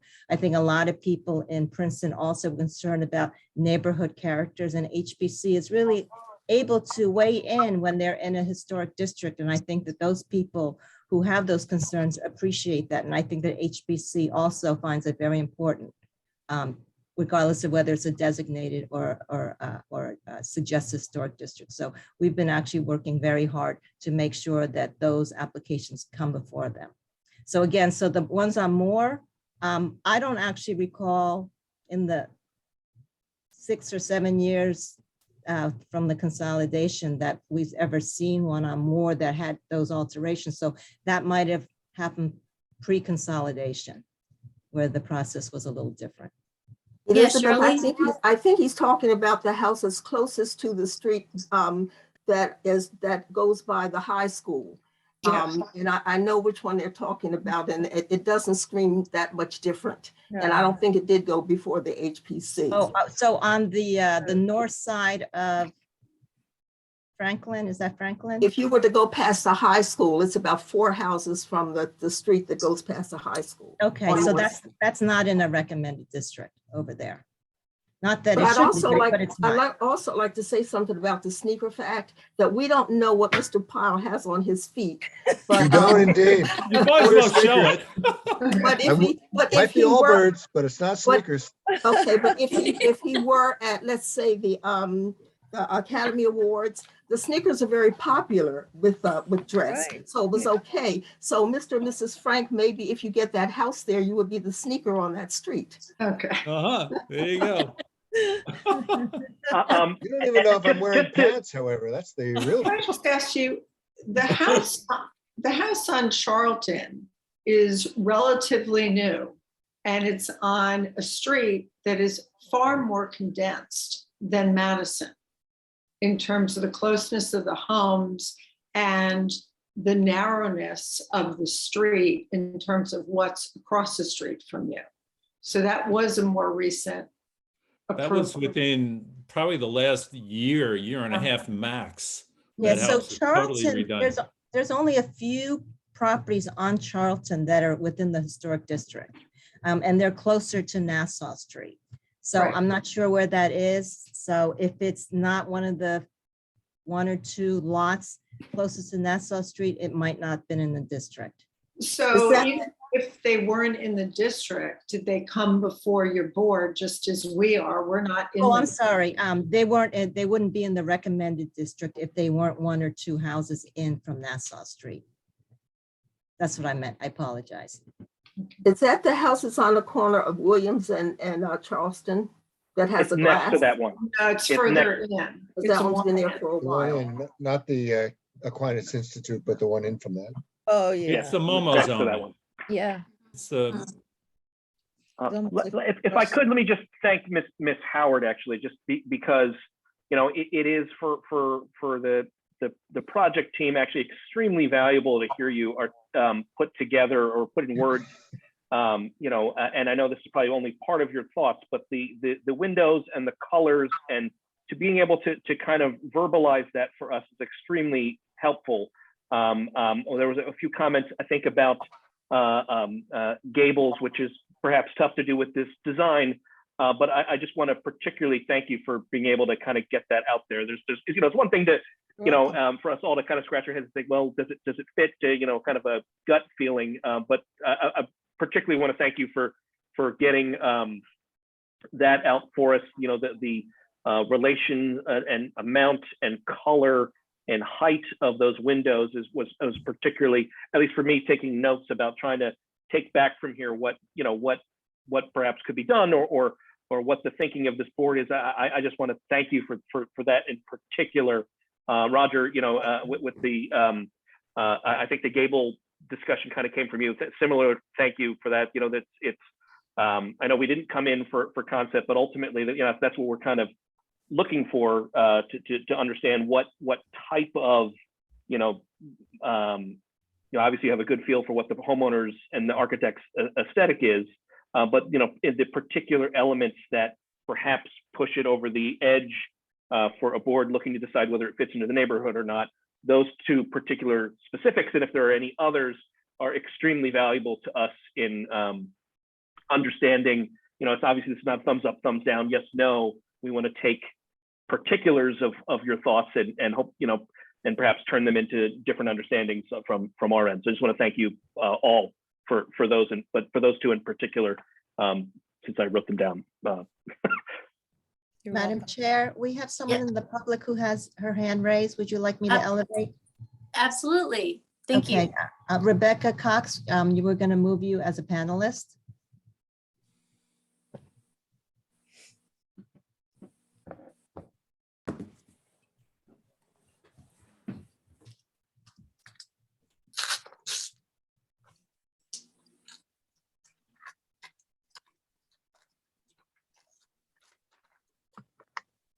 Hi. Rebecca, you're muted. Hello. Go. So many places to unmute. My name is Rebecca Cox, and I am the co-owner of 9 Madison Street, and the Franks are my new neighbors. Oh, hi. I think I could top everyone. I've lived in Princeton for more than 50 years, and I had 2 sons at Princeton Hospital. And I have basically lived on this street for most of my life. My father still owns 42 Wigan Street, which is at the top of the street. So I've had the opportunity to get to know a lot of the families of the original owners of the houses on Madison Street. And I just wanted to tell you that I'd like to thank the Franks for doing an architectural plan of their house because it is identical to my house, and interior and exterior, except for the front porch. And I just wanted to remind everyone to look closely at those 2 pictures. And you could see that if you remove the asbestos siding from 11 Madison, you'd probably find the fish scale shingles and all of the interesting architectural details that I have on my house. And the only difference between the 2 are the front porches. And I also wanted to tell you that the Dorothea von Tobel, whose great grandfather built 23 Madison, she's passed away now these many years, has told me that the people who built my house owned the big lot next to me, which is the Franks house and the 3 next to them, and they were all built at the same time. So it is really truly a cluster of very similar Victorian homes, and they have matching frontages if you subtract the 1-story porch. And so they are very, very similar, as you said. And until now on Madison Street, people have indulged their modernist instincts on the additions on the back. And as a matter of fact, 23 Madison has quite a large modernist addition with the balconies as well. And I do actually know about some of those other modernist houses around because I've been in most of them since I went to high school here, and my high school friends lived around the neighborhood. That the wooden house on Madison between right a couple houses off from Wiggins, that replaced, I think it's a lot of a case of replacing a house that was just so much worse that almost anything was better. That house replaced one of those snout houses that was long and narrow, and the only thing you could see from the street was a 2-car garage. So it was a really unattractive house. So when you looked at a house like that, you would think, well, this is much better. It's much more, the front of it is in line with the rest of the houses. The front door actually goes out to the sidewalk instead of being hidden around the side. The one on Charlton, I was actually in because I was really interested to see what was going on in there. And it was a little stucco 2-story, well, it's 1.5-story flat thing. And it also has another house in the back of it. And I remember back when the Aquinas Institute was proposed, and the whole neighborhood, a lot of times you'll find out the whole neighborhood came and protested that because it was so out of scale for that neighborhood. And it actually does have a pool on the roof. So I don't know if any of you guys remember that, but so even whatever they did to the house next door, I don't think there was any way that you could change the tone of that after you took a good look at the Aquinas house and the blank 3-story wall that's actually to the right of that new construction. And the one that's on Park, that was an empty lot. So I think in every one of these other cases where there was a markedly different architectural style, there were actually reasons that were behind it. And I also know that for 12 Madison, the neighbors did very much complain. I heard about this from my father, as a matter of fact, because he went to the meeting. The neighbors did very much complain about the fact that the front yard became parking, and that there was that was a porch, and it had another 2nd floor built on top of the porch, and then a shed dormer put on top of that. So that was just back in the Wild West. And that was early 80s, I think that one was done. I don't even think that the zoning board has records for that anymore, because I did go in there once and ask them, how that happened. But the one thing that's been happening on this block is that we've had several homes sold within the last 2 or 3 years.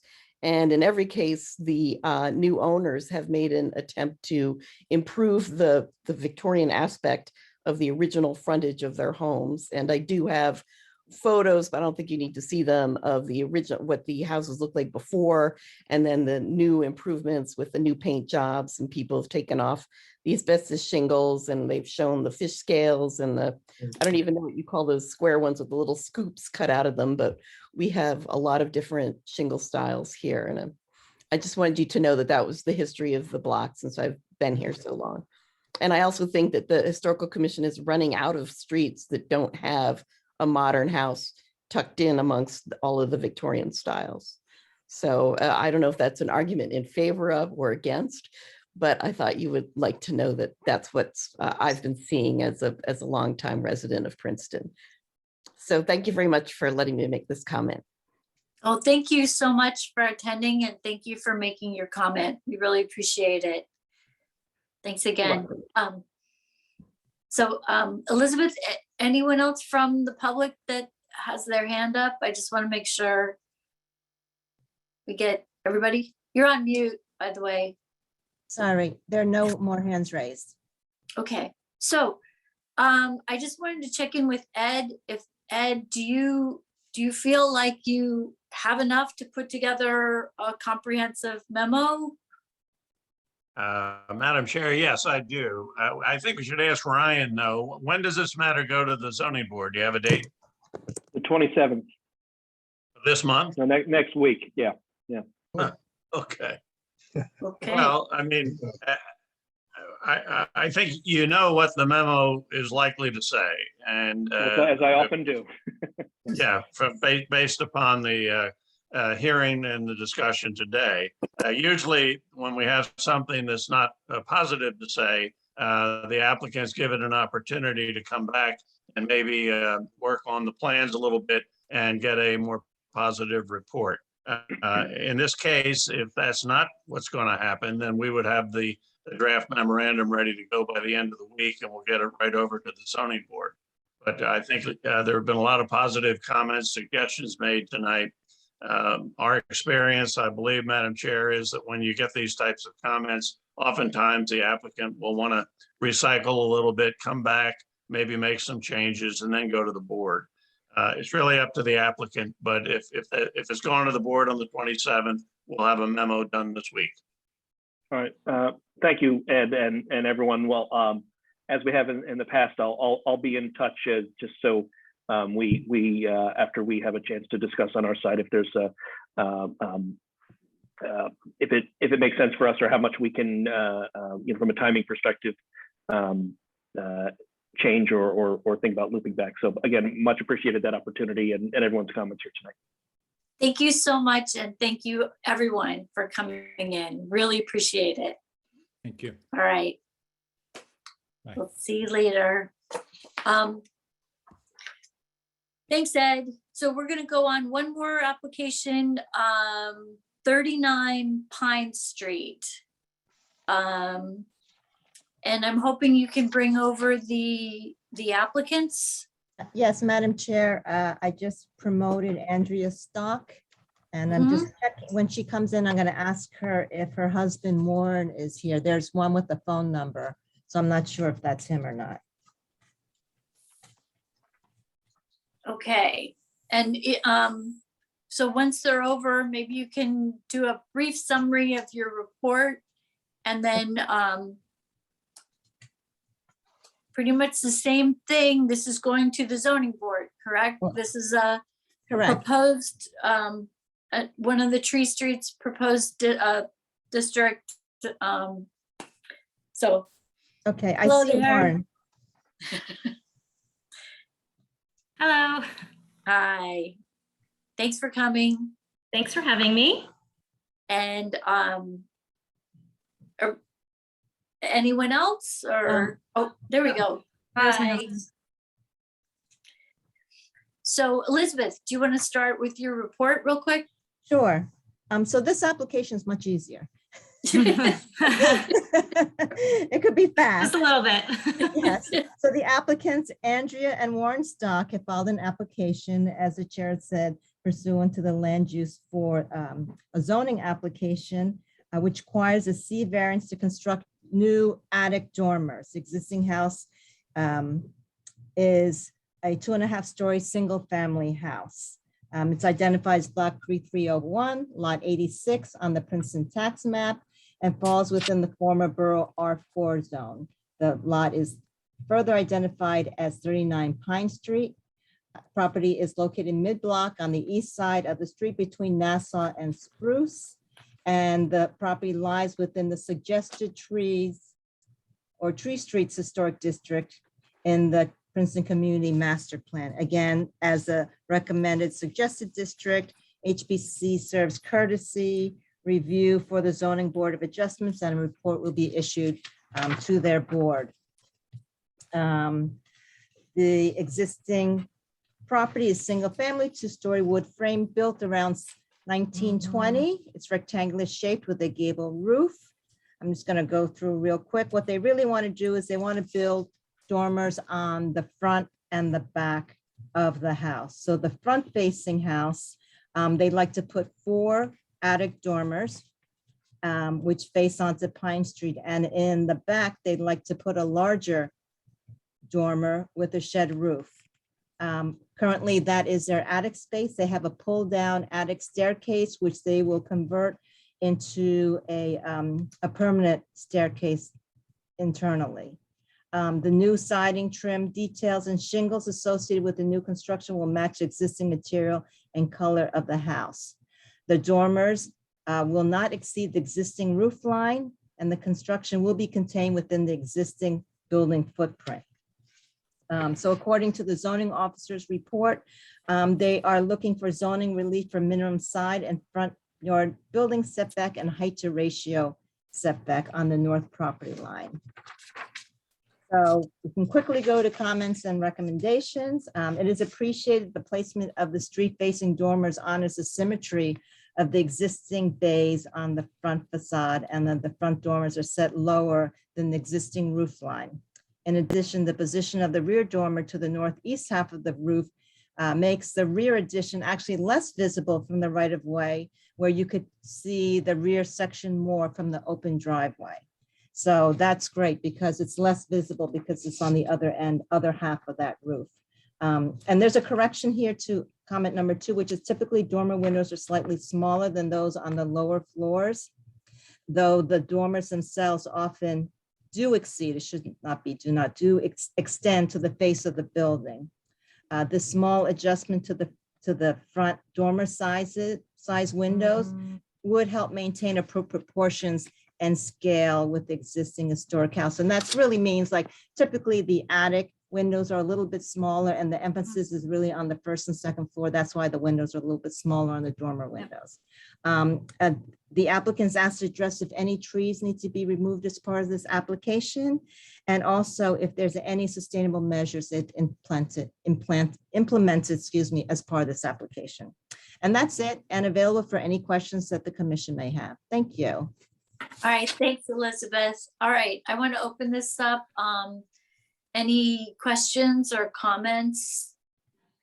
I mean, I'll put it right out there. I think it's great. You guys are using existing materials. You're respecting the existing architecture of the house. I don't even have a problem with the size of the dormer windows because they line up so nicely that I feel like it's not going to be out of place. And as Elizabeth said, you don't even see the back areas. So, you know, I see this as an improvement, really. So I really don't have any problem with it. Anyone else? Thank you. Roger? Yeah, I live one street over, so I walk on Pine quite a bit.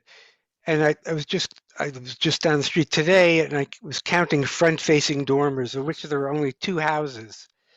One at the Spruce end of the street, one at the Nassau end of the street. And then I was thinking, well, that's really not a problem because it's so heterogeneous. on the street. There's a lot of front-facing gables and side-facing gables. It's a real mixture of architectural styles.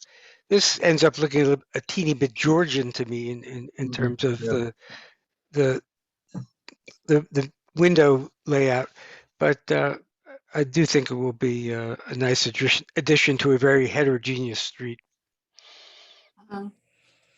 Thank you. Shirley, anything? Or Tom? No, I agree, except I'm looking at the one in color and I see three renderings, but I don't see the front of it. It's where the white car is. Is that the house, the side of the house? I'm looking at the color rendering of the street. 39 Pine. Is that what it is? You have the. I agree, but I'm just trying to find the front of the house. Is it the one with the neighboring street, the neighboring houses? It's a color one on the second of this long page, and it's got all the houses. Shirley is there. It's the one on the bottom row to the right. It's the yellow house. Yeah, I see Yellow it's house. a yellow house, Front. but I see the side and the back. I don't see the front of the house. No, that's the But front. I agree with the No. dormers because I'm looking at the house here. I see what you're saying. Okay. You're looking at the ones that look like I'll look this? at the rent. I'll look at the printing or printed one. Yeah, I agree.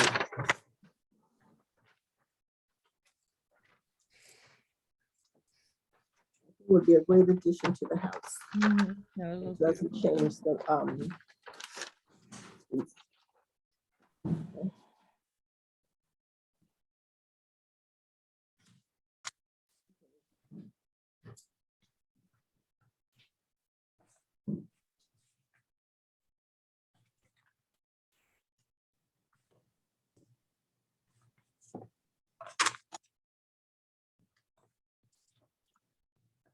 So while Shirley's looking at that, Tom, did you have any comments? No, I have none. Carry on. It's all good. Oh, no, I did make a comment. I said I agree with the dormers. That would be a great addition to the home. I can see the good. front now. I'm looking Oh. at this one, yes. I'm sorry. I was wondering why it was so quiet and nobody was talking. No, I wasn't sure. I'm sorry. I kind of missed that. Yeah, So yeah. I appreciate it. Frida, do you have any comments? No, I agree that it will be in addition to the street and to the house. So no, I'm totally for it. Yeah, I think it'll fit right in. All right. Well, is there anyone like here that is going to comment or any hands up? There are no hands up in the public. I'll just give them a few minutes. If there's anyone in the public who would like to speak, please raise your electronic hand.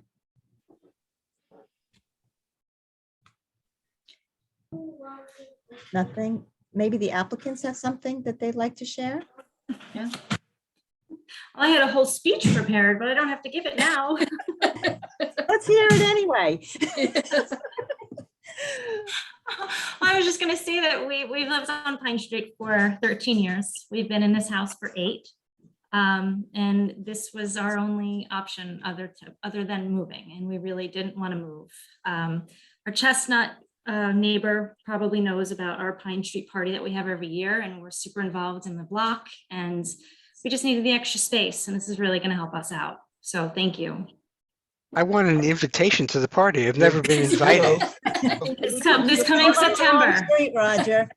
And I have there's a I'll even gate wear a to my tuxedo. neighbors on Pine Street. Which I house do will you back walk- up? The Centenos, I don't know the number. It's in the 40s. Oh, okay. Yeah. Across the street. Miguel All right. and Miguel and Deb, you will get an invitation. yeah. Oh. Invite the Hey, whole that's not fair. Everyone's welcome. Oh, boy. Okay. Well, Thank you. no, I think this would be really great. I don't know. Ed, do you need anything else? No, I don't think so. Unless the stocks, when do you go to the zoning board? The 27th as well. Wow, okay. Oh, boy. Yeah. Well, You have a- Okay. we'll do your report first. Okay. I know. There, sometimes it's easy and sometimes it's hard. That's all I have to say. Yeah. I just had one unrelated question. Did you guys put the porch on, or was that the previous owner after? We did that as well in 2015. Yeah, that was nice too. Yeah, thank you. All right. Well, thank you so much for coming in, and I really appreciate it. It looks like you're putting a lot of attention and care into the house. It's going to be great for the neighborhood, and really respecting the existing house and using existing materials. It's a pretty easy call. Thank you. Thank you. All right. All Well, right. thanks very much. Okay, thank you. Okay, bye. Bye. So I guess it's good we had the other one first, right? Yes. Okay. We have quick discussion. Let's see. I know it's 6 o'clock. Tom Before has time, to leave. he's going to and- sneak out. Yeah, I know you have to leave. Very Wearing my quickly- sneakers, I might add, Yeah. for that very purpose. Yeah. Now, That was the point. as far as the Paul Robeson Monument at the Arts Council, is there any new information or no? I'm just curious. No, I haven't heard anything. We had last weekend, the weekend before this one, we had Bye, a Ed. Thank you two-day- so much, Ed. We really appreciate it. Bye, Ed. Sorry. Hi, we had a 2-day celebration of Paul Robeson's 124th birthday. And we had a ceremony in front of the statue. And there's a wreath there that was done by one of the members of the Robeson House. But no one has said anything about any different than what we have talked about. I think we may have to talk with the Arts Council and with the Robeson House about that statue also. So, I mean, obviously it belongs to the Arts Council. So it's private property. It's not owned by the public. Yeah, that was my concern. Excuse me. I think we should, I don't know how we do this officially, but I think definitely we should either create a subcommittee to approach the Arts Council and the Robeson House folks and go from there, or invite them into a meeting. Procedurally, I'm not sure how to go, but it certainly can't be done without cooperation among the stakeholders. I know that some people are concerned about the writing, and one of the persons, Roger, I think you were one of the persons, is that correct? I don't think so, Concerned no. about this. Okay, well, the person who was the owner of Whole Earth Store, he actually gave me something in writing as to how it should be, but several people are concerned about the way it's written. And also about the size of the head, because as I said before, it does look like it's decapitated, this little head on this monument. So since so many people have, and it's not just this year, this has been going on for many years. So if we're concerned, we can, as Roger said, get a committee to go to the Arts Council and discuss that. I mean, obviously, there's going to be a major or some kind of expense involved to change anything. And that's not in our purview to tell anybody to spend money. So it's going to have to be a cooperative effort. I mean, I was hoping if somebody has a good back channel into the Arts Council where it can be, brought up maybe in a more kind of a delicate way, so they're not offended or anything. But I can bring it up. I can talk to the director and to Maria Evans. Well, I'll start it, but I'm not going to do this by myself. Okay. I mean, if you want someone to come with you, Tom is volunteering. Yeah, I know Maria as well, but she still hasn't forgiven me for voting against their mural. Oh, yes. Oh, by okay. yourself. Yeah. On this point, I don't know if I've missed previous discussion on this, but you all have received the letter that I wrote, and I do myself, having driven by this for 20 years, just think this is, with all due respect, inadequate to the subject that we're trying to honor here. And so much more can be done that could be integrated in a municipal effort, stakeholder wide. Even the municipality could participate in this to the extent that something grander, something more appropriate, something bigger were needed or suggested. And then, an underwriting effort partly could involve the municipality, perhaps. That remains to be seen. But it does strike me that given that we are the governors of the historic domain, I just don't think this, it's a great, we're supposed to love this piece because it's the Epstein piece, but it's really an indoor piece. It's not for an outdoor, it's not grand enough, if you like, and it's not distinct enough. It's not enough of a destination. And it's not, the plaquing being uneven is not done well enough, frankly. It's the fact that it's not level is evidencing a little bit of a slipshod effort, which this legacy does not deserve. So all of this is on my mind, that we have some providence here, and we can make a helpful suggestion to everybody involved. How do we upgrade this? And particularly if the 125th is on the way, well, that might be the occasion to address this matter. Oh, Councilman Newland, I just wanted to see what your thoughts are. Yeah, thank you. Tom and Shirley both just, I think, gave us optimum ideas. And that is, there is so much going on right now with regard to and Elizabeth, you can speak to this, to phase 2 of the Witherspoon Street construction, right?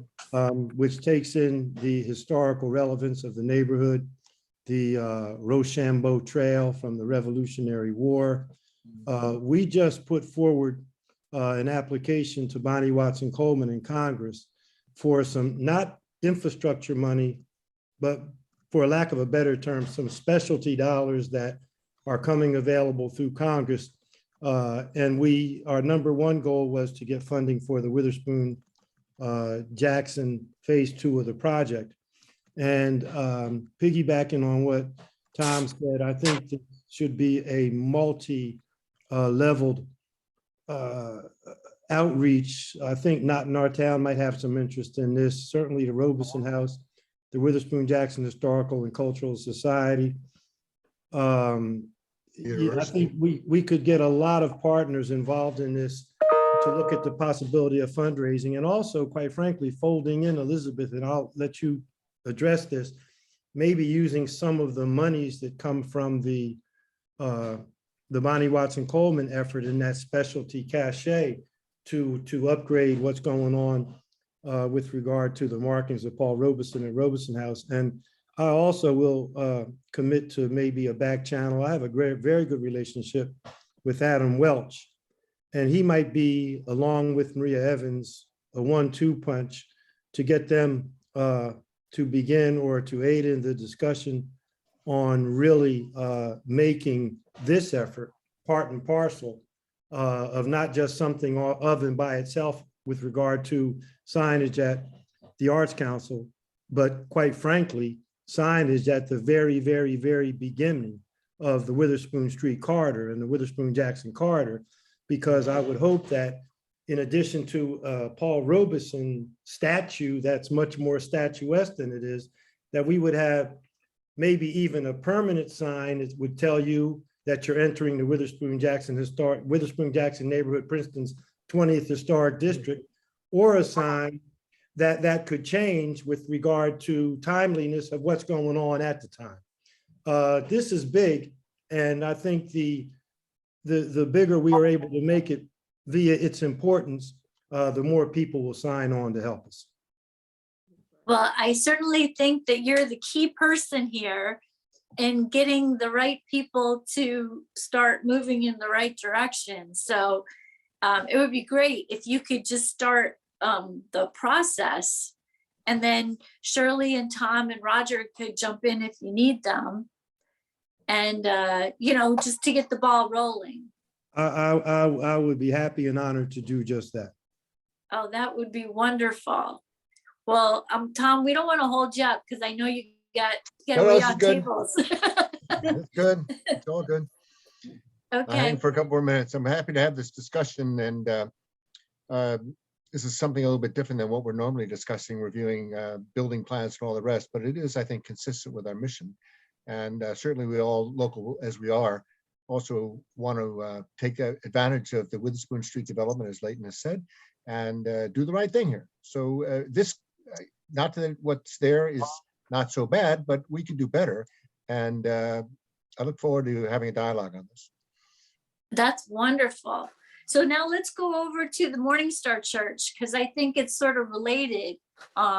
That's another piece, important part of the Witherspoon Jackson neighborhood. So Elizabeth, do you want to update us on what's going on with the church? Sure. So we originally were going to have Jim Huffman, who's a structural engineer, which many of you know. We've talked about him on other projects, to kind of come and do a look at the building because it was condemned and it's boarded up. The pastor had given approval for us to have him come in addition to a carpenter, where Jim says it's probably better to get a carpenter to come in, perhaps take off some floorboards, so he can get a look underneath this, give a structural analysis. So so Elric brought over his carpenter from New Jersey Barn Company on Wednesday, on Thursday. Wednesday, and then Jim was supposed to come on Thursday. So Leighton was there, Elric and his carpenter, I think his name was Dave or David, and then the pastor and myself. And it was clear that there was already a lot of damage to the floorboard. In fact, they didn't have to take anything up because you could see right through many of the rooms, because the roof had been open for many years. Even though they had a tarp, the tarp actually was not covering what they needed to. And what Elric said is typically he will be the last person to say, this is not really worth saving. But he says in this case, he feels the best thing to do is to get all the measurements of the building and rebuild it. And then he says behind the asbestos siding are the original clapboard. Yep. And he says that it looks like in good condition. You can't tell until it gets taken off, but he'd like to salvage them. And if it's able to be rebuilt, use that clapper to put back on the front and siding, whichever part is the most visible. So at least there's some original historic fabric that can get placed back on the building. So that's his recommendation. The pastor heard what was being said. And he understood, and Leighton also understood that, it's probably for them to do restoration, it's probably more cost effective actually to be able to take down what's existing and rebuild it to the exact same measurements and details that was original to it, than trying to repair it. Because Elric said, you could do it, he says, but honestly, because the material really was not of a high quality, that's why it deteriorated so much. So, again, he said he would be the last person to ever say that, but in this case, he felt that was the best way to be able to proceed. And I know that the Witherspoon Jackson Historical Cultural Society was really interested in having this like a neighborhood museum. Which would be great. I know everything right now, the neighborhood museum is in Shirley's garage. So hopefully she could get it out of there and put a lot of it in that place. And it's wonderful to have it within that neighborhood. Mm-hmm. So I know that Leighton is going to be talking with Shirley and the other members of the cultural societies to see what they can do, and Bob Hillier as well, as far as what we can do about, getting some funding to do that. That's good, Yeah. Tom. May I ask, how is this sitting with Pastor Bynes? I suppose he's going to have some concerns about the cost of this rebuild, and he's got some attendant issues like parking on the property and so on. Are the discussions at all able to accommodate what he's concerned about? He's been included in the fold of the conversation, so he's aware of it. He is not sure what is actually going to happen to their property. They had the Mance building, which is a middle structure on the lot, and they were actually doing some renovations to it, and they came into a problem. So they already spent a lot of money, and they realized that they probably are going to have to spend so much more if they're going to continue with restoring that. And Right. so they're really not sure where they're going to go because they don't know how much that's going to be.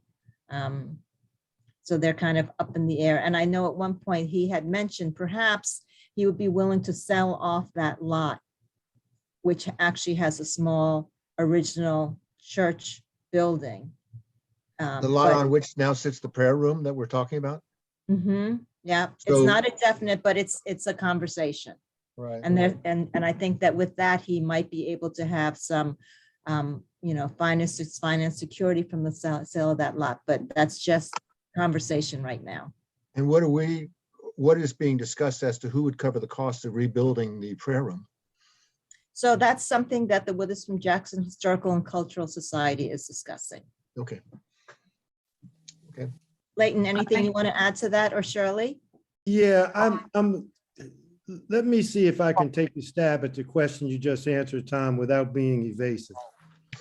There are a lot of moving parts. Right, I appreciate it. Yeah. The elder Bynes who you asked about, they own all three properties. Mhm. And the church has been here for a long time. Right Yes. now, one member who lives in Princeton still is a member of the church, longstanding member, and that member is unable to attend church services. Right. They have quite frankly, a dwindling congregation, and most of the people travel, 10 or so miles to get to church when they do come. So the elder is working with his bishop to come to a point where they can make a determination. I think not whether they should go or stay, but how it is they should leave. So again, there's a lot of moving parts. Mhm. And one of the questions, quite frankly, the municipality has to ask and answer is, does it want to be in the real estate or in the development business on its own? Or, is it better to stay out of the development business? Well, if we stay out of the development business in this situation, we would probably lose, unless we could put some strings attached, we may lose the opportunity to save the historic building because the developer might want all of the square footage to develop. So in this situation, I think the municipality is saying, well, let's take a deeper look at this. Let's look at perhaps what is being asked for, what can be offered, and how all of these moving parts settle in. So I don't know if I'm answering your question or making you more confused, but ideally, from a historic perspective, we would love to save the house, but we're kind of aren't even there yet, because the pastor and the elder has to make a decision where they want to go and how they want to get there. Yeah, well, that will be up to them. I'm friendly with the family. I know the son quite well, and I've worshiped at the church there with Elder Bynes. Yeah. But they'll have to make their own decision. That's clear. But I just wanted to put on the table, as I'm sure you're well aware, that he's got some other concerns that and you've articulated already a couple of them. Parking is the other. So there's more to be done there. I'm just very hopeful that this all can work out to everybody's benefit, including and especially the church itself. Yeah, I do too, because I mean, the good news is if I very, very, very carefully took a couple steps in both of the doors of the building before quickly hurrying back out, because it's dangerous. But, if, as Elizabeth indicated, if we could take the measurements of the building and duplicate it the way it was, sturdy it up, it would be a great place for a historic museum. And that's kind of a wish list and a hope and a vision, but we're a long way from that right now. Understood. I would say the best thing we could do is just hope for the best right now. Right. And Elric did start taking some measurements when we were there on Wednesday. And I think that if, the Witherspoon Jackson Historical and Cultural Society does move forward, he is willing to come back and do all the complete measurements needed. And so, and the other thing about this building, besides, its obvious significance, is one of the historic plaques is in front of it. We don't want to lose that because it has a plaque because it is very significant. Oh, sounds like we're on the right Absolutely. track. All right, well, thank you both. Thank you all for dealing with these really important issues. Especially Elizabeth, I know you have a lot on your plate, so it's appreciated that you're dealing with this other stuff too. As far as reports go, oh wait, we got public comment. Is there anyone from the public still here? No. There are. There's Okay. 2 people, but. Okay, any public comment? Raise your hand. Nothing Nobody's yet. raised- No? Okay, so we'll keep our eye on it, but it's your big chance if you have a public comment. As far as reports, we have staff report and members report. Let's see, our next meeting is, maybe you want to just tell us, Elizabeth, if we have a busy meeting next month. May 16th, we have right now 1 application. We have an accessory dwelling unit application that's going to be coming in. That's on Nassau Street in the Jugtown. Right now, that's the only one. There's other ones that's pending if it's deemed complete. That's our Okay. first accessory dwelling, huh? Yeah. That's cool. Okay, that's great. All right, if there isn't anything else, then I'll entertain a motion to adjourn.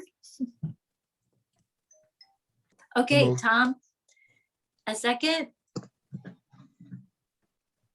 I'll second. Okay, Roger. Okay, Leighton, you all can't in- second. I know, that's why. All right, all in Julie, favor? All right. Before you leave, Aye. Julie, can I Thank just say? you so much for coming. Somebody's Yes, trying to Tom. say, I think Yeah. Justin's trying to tell us something. Oh, Justin? Yes. Leighton No, was talking. I'm not. I think the councilman was. No, Yeah, Councilman. I just wanted to say real quick that I am so happy to be your liaison. And I want to tell you that I'm very impressed with each and every one of you.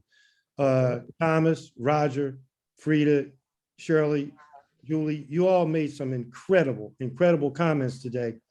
And I was quiet on this one because I'm not a design or architecture person. But what I want to say is I hope that the people come back to you because you gave them great information and above and beyond when he talked about the style he was doing was Japanese and Scandinavian. I hope, Japandai. Mhm. yeah, I like you, Miss Howard, love the design. It's the right design. It's just not in the right place. But I really hope that whoever their architecture is takes it as an opportunity and a challenge to mix with the Japanese and the Scandinavian, a little bit of Victorian. And I think there's a real win there because for some reason, not being a design or architectural person, I really do feel the other design that I really do feel something about that design does in some way mimic what's going on Madison Street. And the beautiful thing is I got to congratulate them because they have perhaps bought a home on one of the great streets in Princeton. And the best thing about Madison Street is unlike any other street, whoever has bought those houses have maintained the continuity of everything on that street. And I hope that this couple really can get it right because I think that could be a real plus for the street in a lot of ways. So sorry to prolong No, the meeting, but no, I just want all of you to know that. Well, I appreciate everyone here because this isn't an easy job. And that's why we get the big bucks, right? Got it. So thank you all for coming and we'll be seeing each other soon and everyone be safe. So thank you. Be Thank blessed, you very everybody. much. Take care. Okay, see you Bye. later.